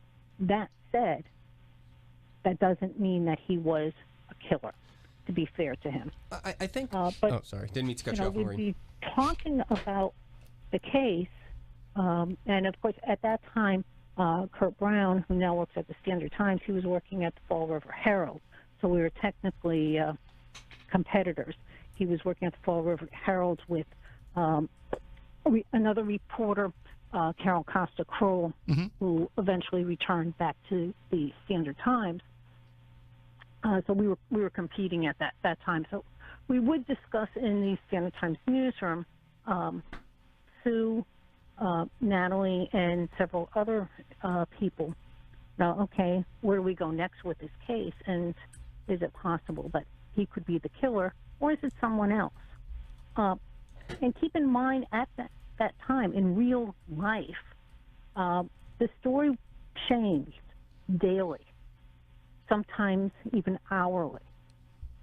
So there wasn't an awful lot of long, heartfelt discussions about motives and who might be the killer, although later on after work we would have discussions on who might be the killer. But during the newsroom itself, we often were just trying to figure out what the police knew and what was the word on the street. And Tony emerged as a very likely good suspect. Yeah, the only thing with Tony, and you could basically put this across the board with all of these suspects, these are all guys that lived in this area their entire lives. And Tony DeGrazia had been in trouble for attempted rapes as far back as 1980. So why, if this guy lived in this area his entire life, that all of a sudden in April of 88, from April to September, he's going to kill 11 women, but then he doesn't get questioned in the highway murders until April of 1989, and then he becomes publicly a suspect in May. So what was he doing from September to April? It's just, he was a great suspect just based on his track record. But there is that question, like I said, across the board with all the primary suspects from back then, is why would any of them just up and decide over this 4.5 month period that they're going to kill all these women? Generally, too. And I agree with Aaron on that. That was really one of the key things there. Why in that short period of time? And then why did it stop? Right. A serial killer would keep going with that attention. A serial killer wouldn't go and hide in the shadows and wait it out. I mean, he would take advantage. Well, with DeGrazia in particular, he had a relationship with a young lady from Freetown, and she actually ended the relationship right around the time that the murders actually stopped. And you would figure if there were ever a time that the murders would accelerate, it would be after his fiancée dumps him. But that's essentially when things stopped. So there were some question marks with him. As far as timeline goes, but yeah, I mean, it's interesting when you look at Tony DeGrazia as compared to Kenneth Pont as suspects, and it's hard to believe that of the two of them, that Pont was the one that was indicted, because DeGrazia on paper I think was a much better suspect. I do want to ask a question from the chat room, and I'm going to ask it to both of you, but I am going to ask you in different ways, because this question might be hard for, it's going to be two different perspectives, because Aaron's going to be looking at it through the lens of time and all these years later. Maureen was in the thick of it while it was happening.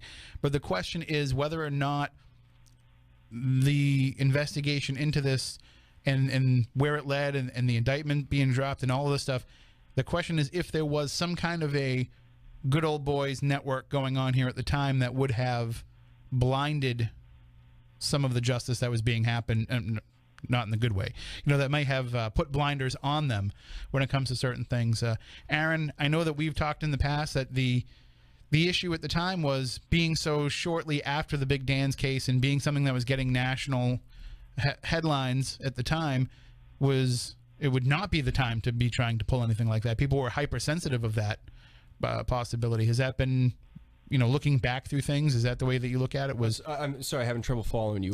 So the question is if there was any kind of a protect their own type of thing going on, a good old boys network here where you mean with law enforcement, they weren't trying to find the killer. No, I from my perspective looking back, I absolutely think that they were doing everything that they could, especially the investigators. But like I said, none of the investigators here had ever dealt with anything like that before.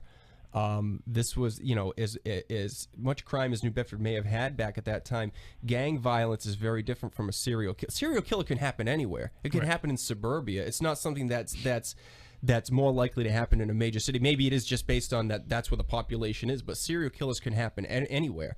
So I just think that law enforcement just had never dealt with something like this before. And Maureen, you're there while it's happening. You're seeing this, the toll that this is taking on people in law enforcement, in the justice system on a day-to-day basis. You're seeing how it's weighing on them and how it's affecting their lives. What was your sense of just the atmosphere and the mood around all of it? I do think that during that period of time, there was intense pressure on the district attorney's office to solve it and solve it quickly, so that there wouldn't be this quote-unquote bite on the city. And there was that pressure, both from from politicians and from certain business and community leaders. But that said, I don't think that pressure was trickled over to the law enforcement side. But I think perhaps the questioner was wondering whether whether they were covering up for someone that was high up in the community, and I don't think that they were. Right. Well, you said that you don't think that the pressure trickled over to law enforcement. How do you mean by that? Cops have a tendency not to pay attention to politicians. Okay. Generally, I mean, some do, but I don't think that pressure trickled over to law enforcement in terms of a quick resolution, just to broom the case. Okay, I just wanted to make sure that to find the correct. The killer, the right person. I didn't want anybody to misinterpret that as being like they didn't feel like they wanted to solve it. They wanted to be methodical and to do the investigation the right way. They wanted to be very, very methodical. They weren't looking to just find someone to arrest. Just to continue on with that, there were disagreements in law enforcement. I mean, you have varying opinions across the board. Some investigators are still adamant to this day that Kenneth Pont had something to do with these murders. Other investigators are absolutely sure that he didn't have anything to do with it. And some of the other investigators think Tony DeGrazia was likely the one who committed these murders. We have another investigator that thinks still to this day that Neil Anderson was somehow involved in these murders. So the opinions vary based on individual members of law enforcement, and they did not always agree with the direction that the case was headed from one district attorney to the next. There was some friction behind the scenes, especially with the transfer of power between Ron Peanut and Paul Walsh. There was some friction at that time, and some people had opinions one way, some people had opinions the other way, and those opinions are the same today with some of these people. And yep. Maureen, oh, sorry, go ahead. Yeah, and I agree with Aaron. Depending on who you talk with, each person will have a completely different answer of who they believe the killer was. And it is not, and it's never the same person. There are at least 4 to 5 different names out there, and it all depends on who you talk to. And one of the actual killer may be someone completely different. One of the questions that's come up in the chat room too is people are asking about the profiling of the suspect, but profiling was something that wasn't really, it wasn't really an accepted science in law enforcement yet at that point, was it, in 1988? In 1988, yes, the FBI had a profiling unit. It was an established unit, but it was still, in some circles, considered a very new type of approach to law enforcement. And it wasn't the hard evidence that investigators were used to looking for. Exactly, and that was really the concern for the average detective when they were looking at the profiles and the profiling unit and the information that the FBI was able to provide. I think that they were hoping that somehow the profiling unit would give them that magic bullet that says, aha, this is the person who it is, and that's just not how it works. Right. And even then, you'd still have to find that physical evidence that ties them into it. You couldn't convict somebody just based on a profile. No, and generally the profiles are not that specific. I think that if I think that if the FBI were to offer their opinion, especially with a guy like Kenneth Pont, as trying to apply the serial killer profile to a guy like that, I think the FBI, had they been consulted on the indictment of Pont, would have said absolutely no way would that guy have been the New Bedford serial killer. That's just my opinion. I just don't think the FBI would have agreed with that. Well, Aaron had mentioned Neil Anderson as another suspect. Maureen, tell us a little bit about him and how he came to be thought of as a potential suspect. Maureen's the reason why Neil Anderson was a suspect in this case. No, his victim is the reason why he was a suspect in the case. Yeah, don't pin that blame on Maureen. Well, it was Maureen's article, though. I mean, she basically... There was a woman that was, when the disappearances and the body started showing up in December. It was December of '88. A woman I knew on the street had approached me and told me about another woman that she had heard was had been sexually assaulted by a guy and off of the highway, off of 195 in Dartmouth, and I tracked her down, interviewed her, and she told this horrific story about being picked up and brought to a secluded area, and the guy tried to kill her. She choked her. She got away. We did a story on it, and they police interviewed her, and they eventually identified the suspect as Neil Anderson. He was also charged with several other rapes of women and eventually convicted. So he did emerge as a very, very early suspect in the case.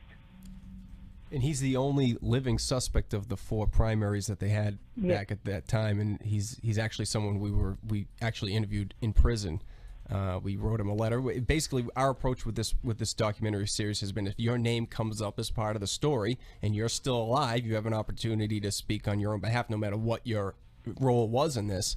And we wrote him a letter thinking he's probably not gonna take this opportunity. He jumped on it, and we were allowed to go interview him. He's currently incarcerated for an unrelated string of bank robberies.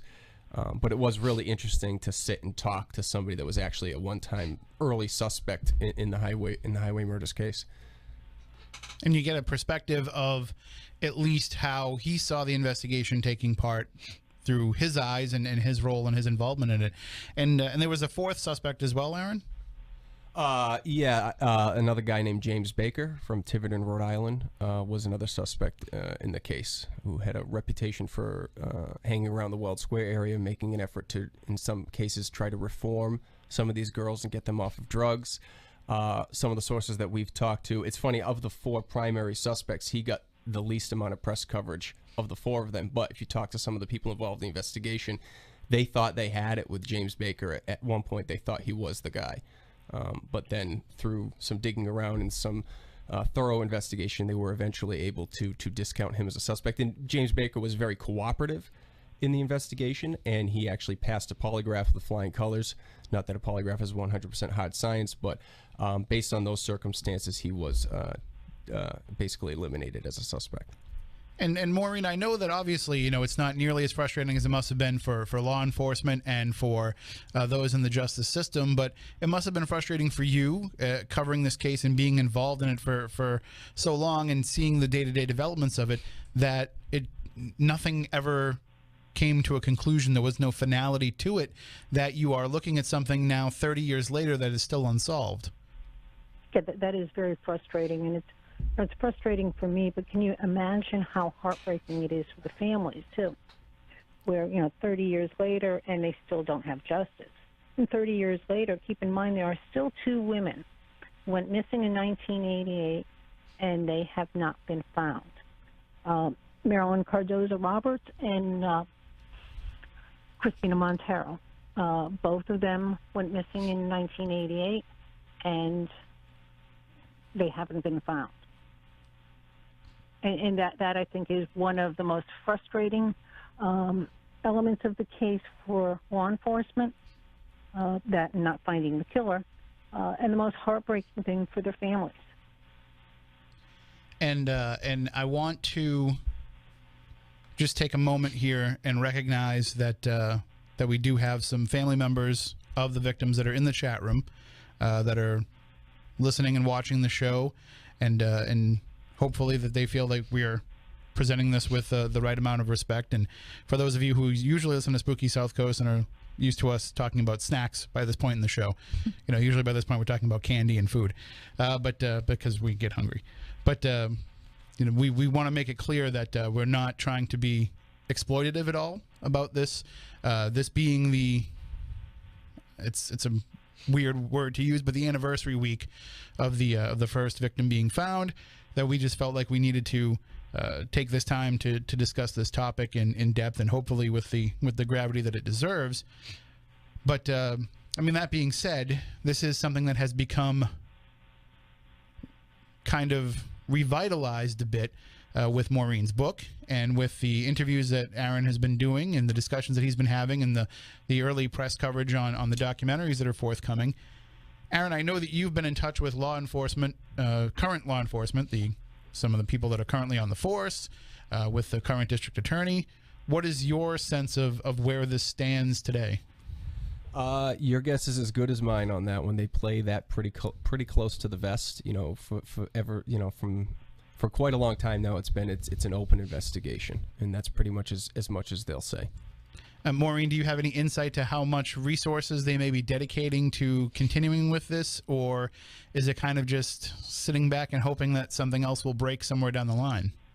No, I think that they are still continuing to actively look at the case. I mean, it is not a day-to-day, full-time investigation as it was in the late 80s and early 90s, but it is still very much, I suspect, and from what I'm hearing, very much an active investigation. That does not mean that they're close to an arrest. That does not mean that there will suddenly be an indictment next week. Mm-hmm. Hopefully there would be, but you know, that would be very, very doubtful. But I don't think this is a forgotten case. I mean, what's it going to take, Aaron? And this might be a little bit of a loaded question because you're not an investigator, you're not in law enforcement, but how much can we look at this 30 years later and say that they haven't exhausted all the resources that they could have in that time? I mean, this is a long time to be working on an investigation. Well, a lot of stones have probably already been overturned. The hopes always get pinned on DNA evidence, and that's one of the major questions with this case is what do they have in terms of DNA evidence? And people, there's a misconception when you say DNA evidence, and people say, well, they can still extract bone marrow. It's like, no, we know who the victims were. Right. We're talking about DNA of the. That's, you know, it's sad how often I hear that people say, yeah. Thank you. People say, oh well, they could extract bone marrow. It's like, yeah, well, we know who these women were. They all were identified. It took a while with some of them, but they were. We're talking about them finding the DNA profile of somebody else on these bodies, and whether they have that or not is a big question. And if they do have it, it doesn't necessarily mean that it's the DNA of the killer. I've always said, and this is something that, you know, you don't have to be a forensic scientist to figure this out.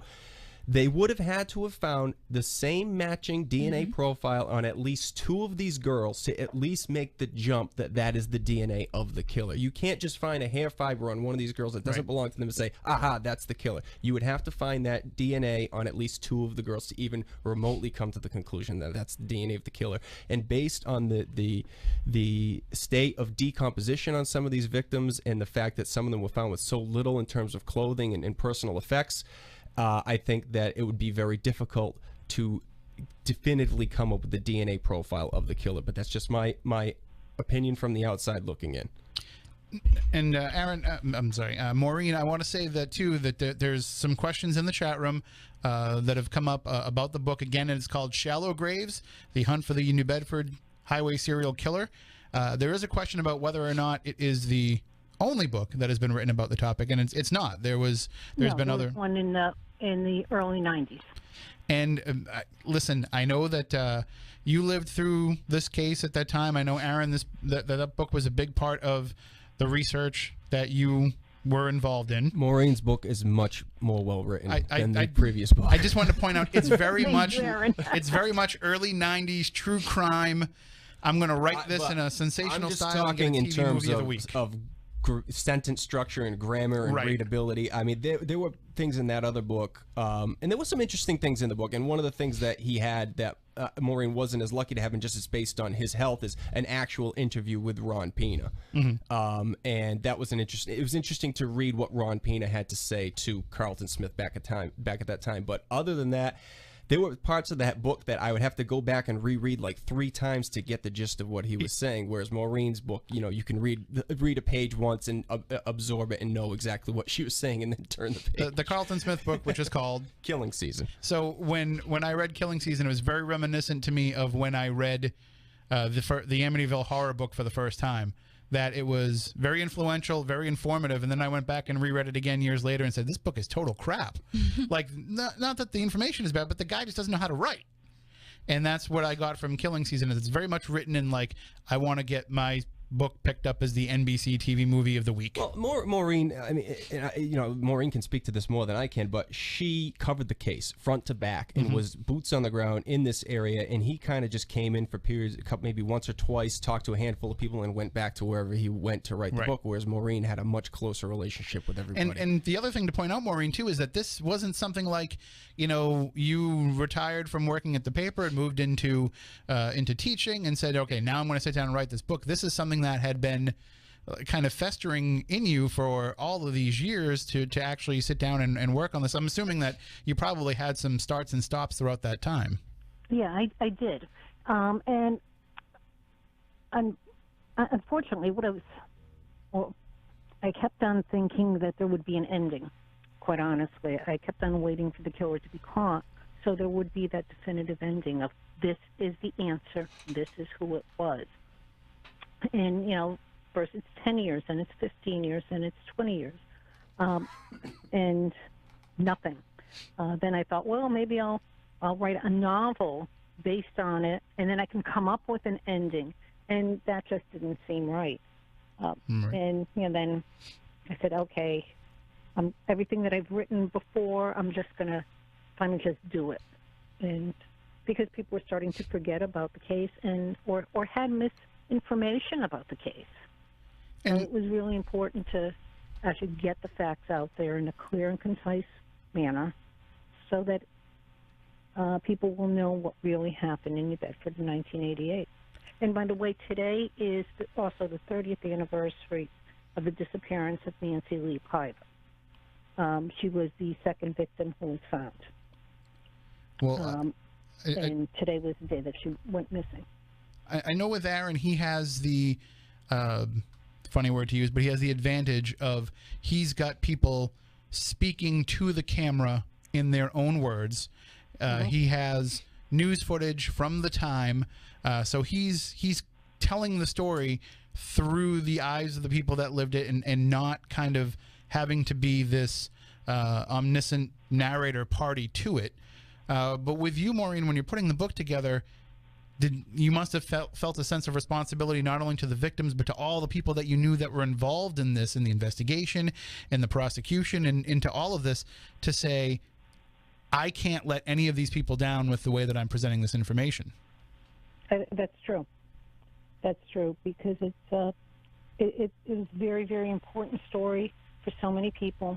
It affected so many people, and it affected so many people in the community that you do have an obligation as a reporter to present your piece in the most accurate and responsible way possible. Maureen just mentioned... And I tried to, so whether I was successful or not, I hope that I was. Maureen mentioned misinformation, and just from my perspective, the amount of misinformation that's out there about this case is absolutely staggering. And one of the biggest frustrations that I come across is you'll see a discussion about the highway murders and someone will say, wasn't that Carl Drew that did that? And it's like, oh, God, these are two separate cases separated by a decade's worth of time. And people just with a casual knowledge, they confuse the highway murders with the Fall River case.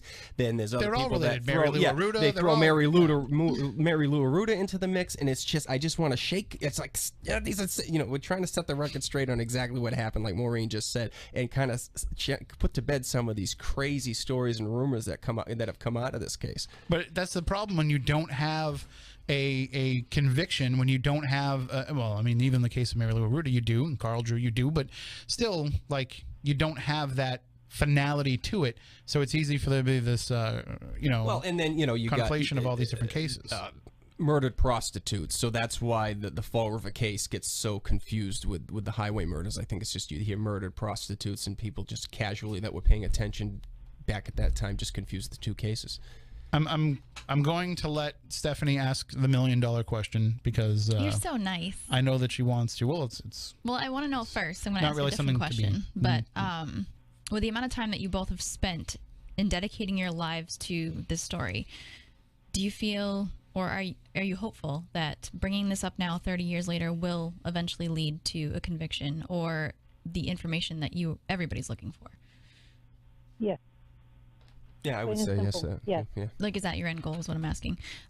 We have a lot of people that have been asking all night, why do you believe the killings started and why do you think they stopped?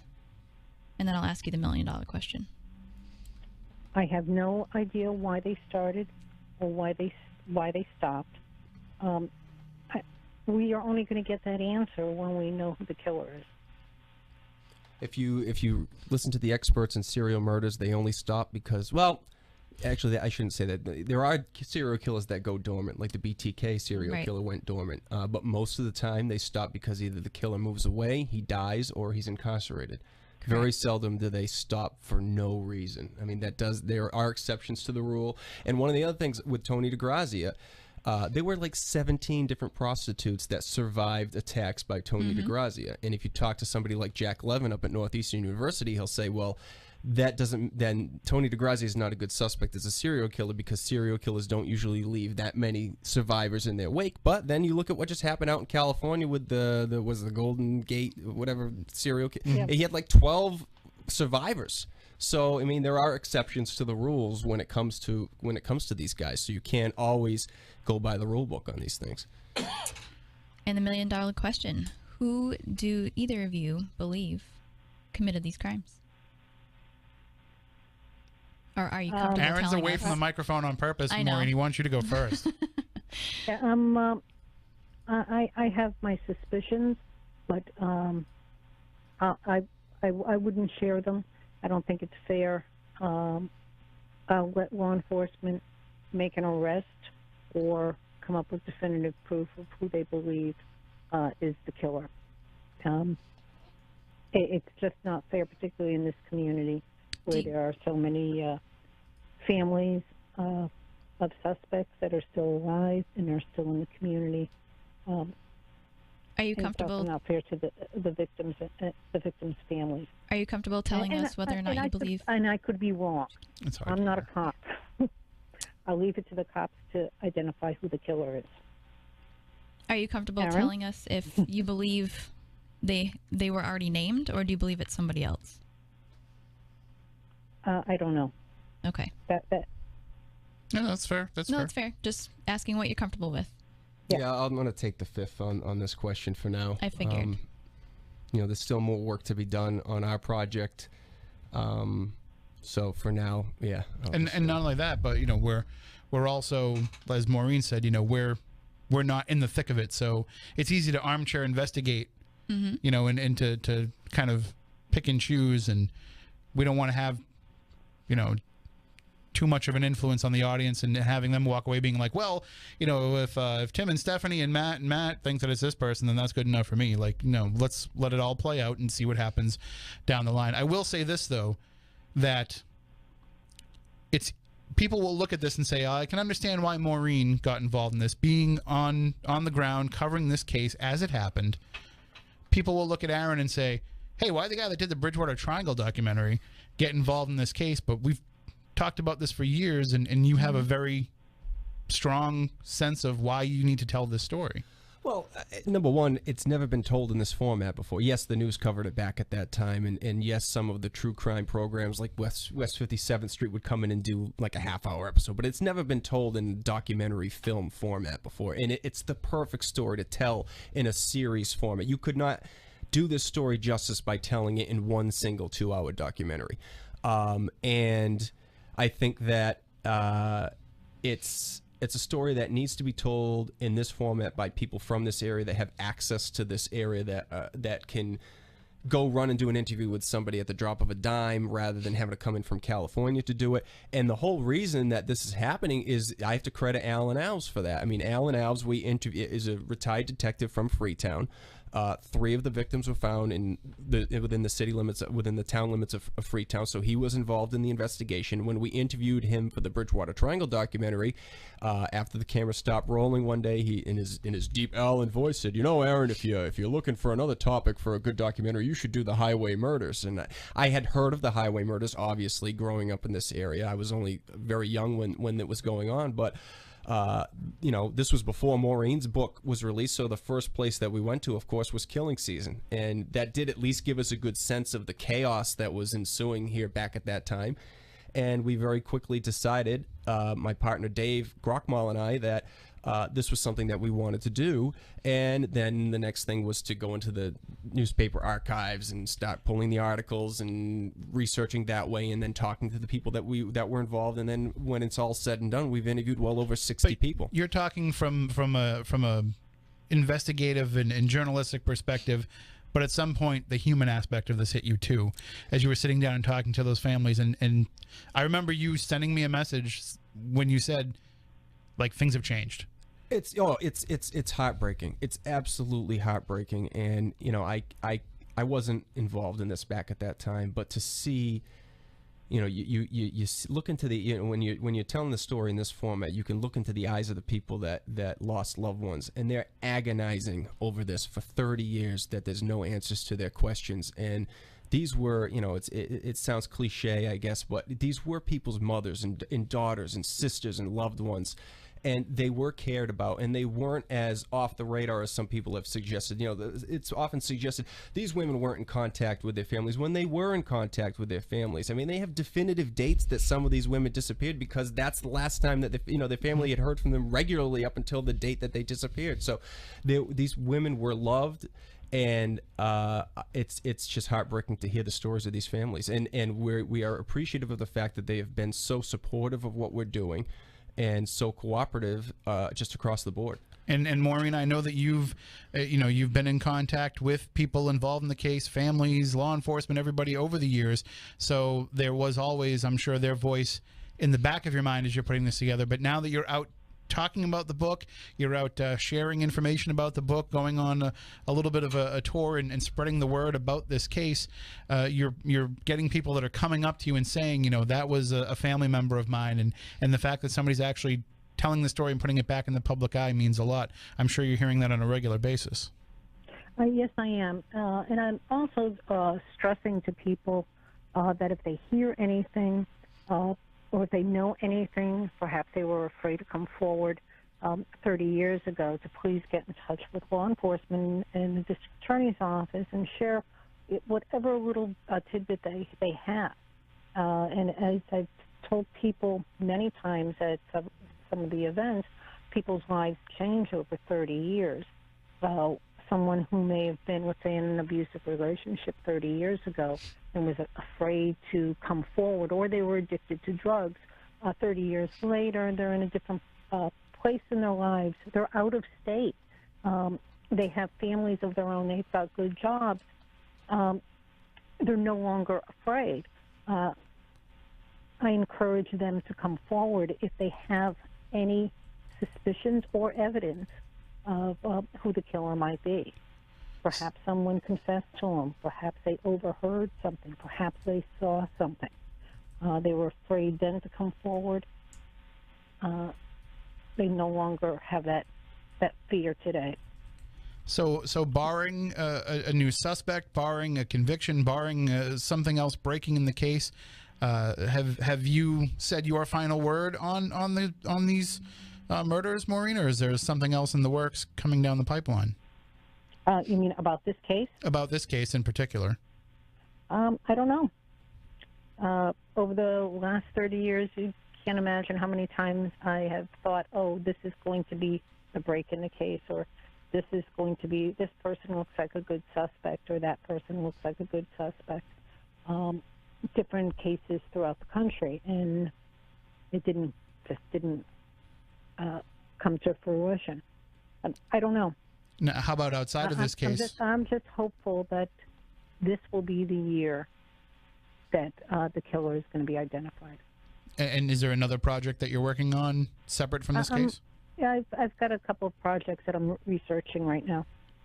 Excellent. Well, we look forward to finding out more about those. Aaron, I know that this has been a labor for you over the last few years, and that you're kind of in the home stretch now of putting this all together. Yeah, I know that there's people that probably, they've been working on that for years, they're never going to finish it, but we have. Well, that's what happens when you release the trailer early on. It became apparent very early on that this wasn't going to be just one film. It's 5.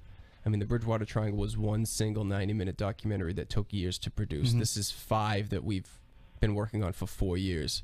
We have strong rough cuts on parts 1 through 4. We're working on part 5 now.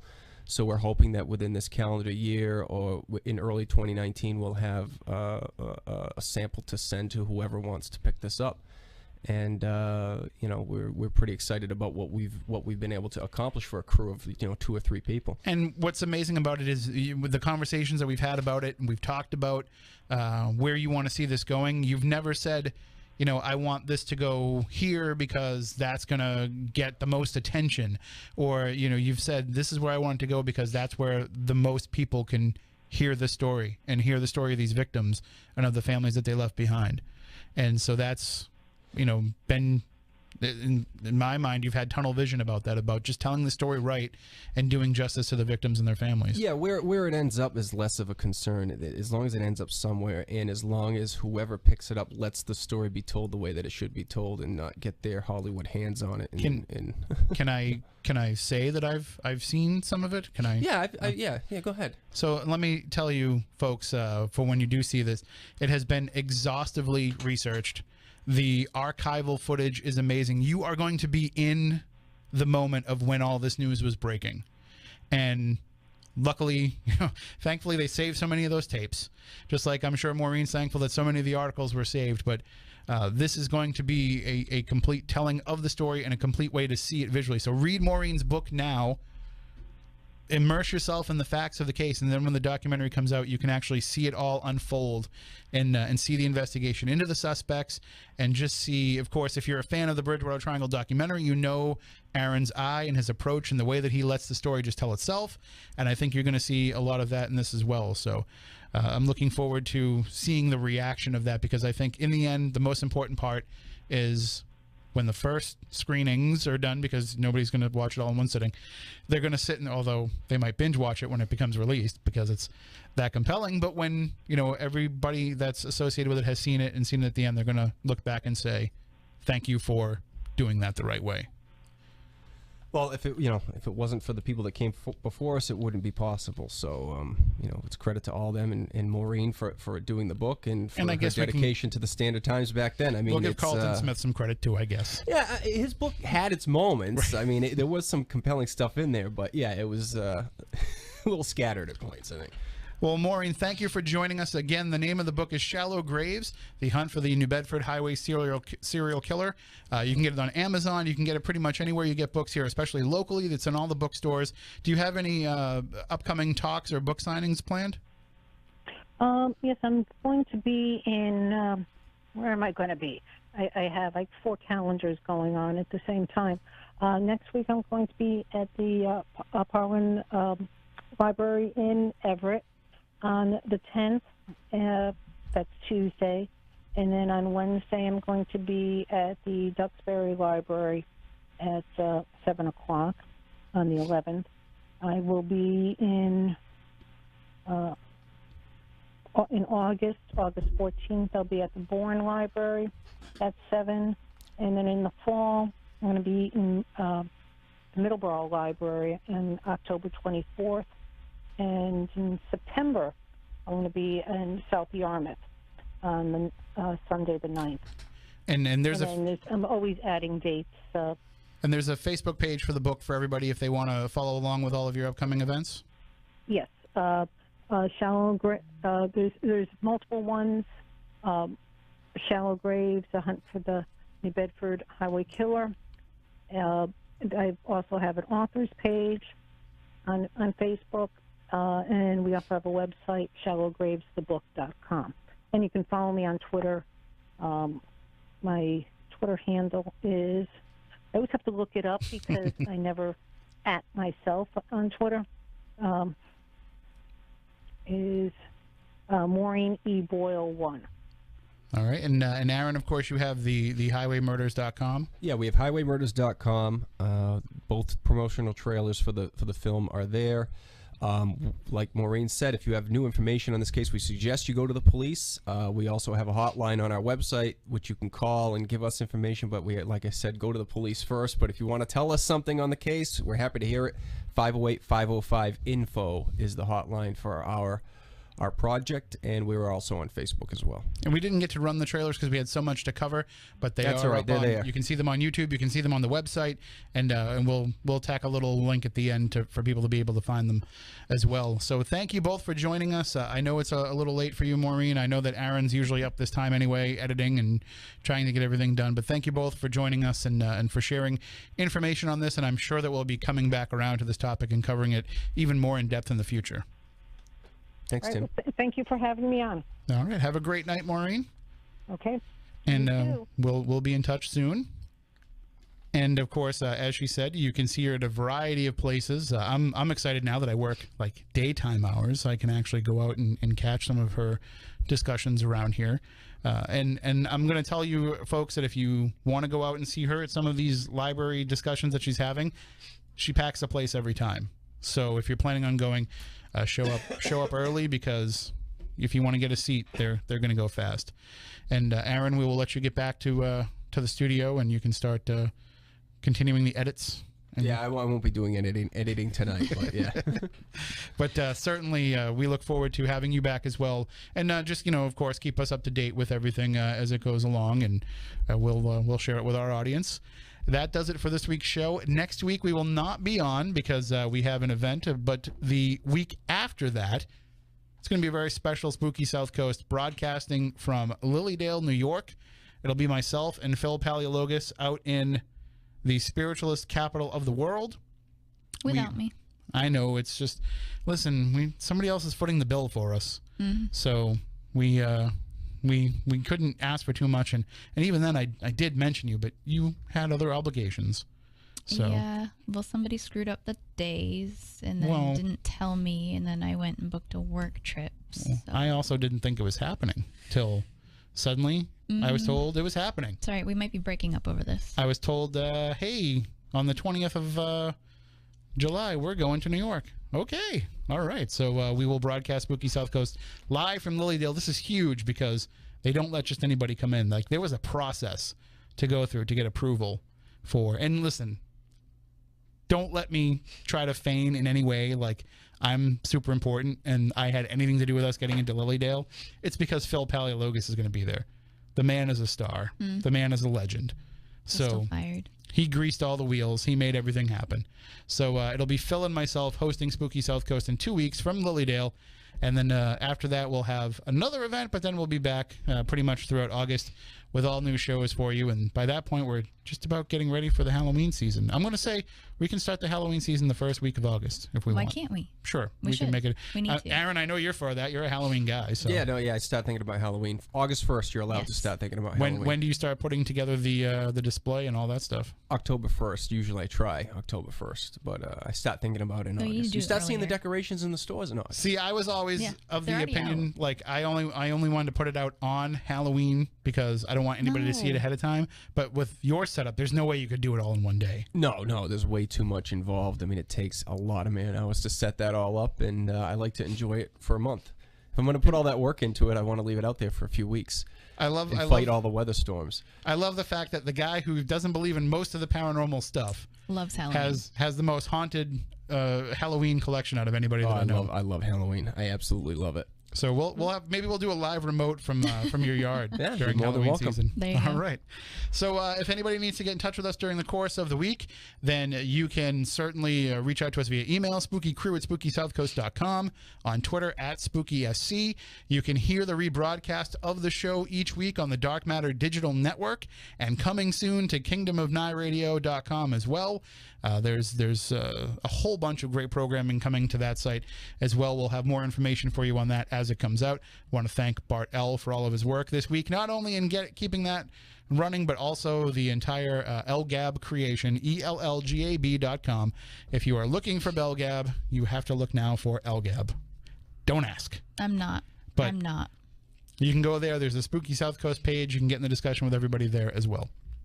Until next time, for Matt, for Stephanie, for Aaron, for Maureen, for Ken, for Danny, even though he didn't call in, but he did message me saying he's very much underwater trying to get this done, but he's going to get it done. Until next time, we want you all to stay spooktacular.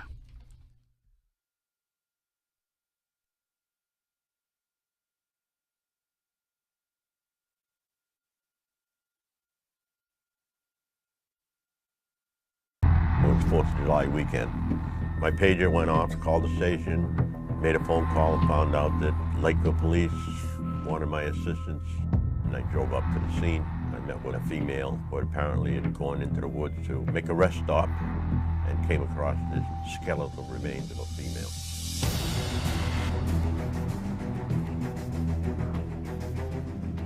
Saturday, July 30th. The remains of a body were found in a wooded area off Route 195 in Dartmouth. The second victim that we've identified is a woman named Nancy Piva. As soon as the second body was found, right away I said, I think we have a serial killer on our hands. No arrests have been made. The families of victims had suffered most. She was one that always wanted to do good for herself. She really was a good, caring person. I was always hoping that she was alive somewhere. All those bodies started popping up on the highway, and my Uncle Wayne thought to himself, that sounds like Debbie. Well, we were on a normal litter patrol, and one of the workers come and got me, and, it was a human skull. 6 specially trained police dogs will be searching selected secondary roads and highways throughout the area. The DA says police are now looking at a number of possible suspects who are known to frequent or travel through the Weld Square area. A new complaint is issued against Neil Anderson for assault with intent to commit rape. Tony DeGrazia became a suspect because of what he was known to do with the girls on the street. Former New Bedford attorney Ken Pont appeared in New Bedford Superior Court charged with beating and killing Rochelle Clifford DePirla. I demand that your harassment of me be stopped immediately. Do I agree with the way Pina handled the case? No, I don't. There's a nightmare now of wondering who killed her. Now it's 27 years we're at. My grandmother went to her grave without ever knowing what happened to her daughter.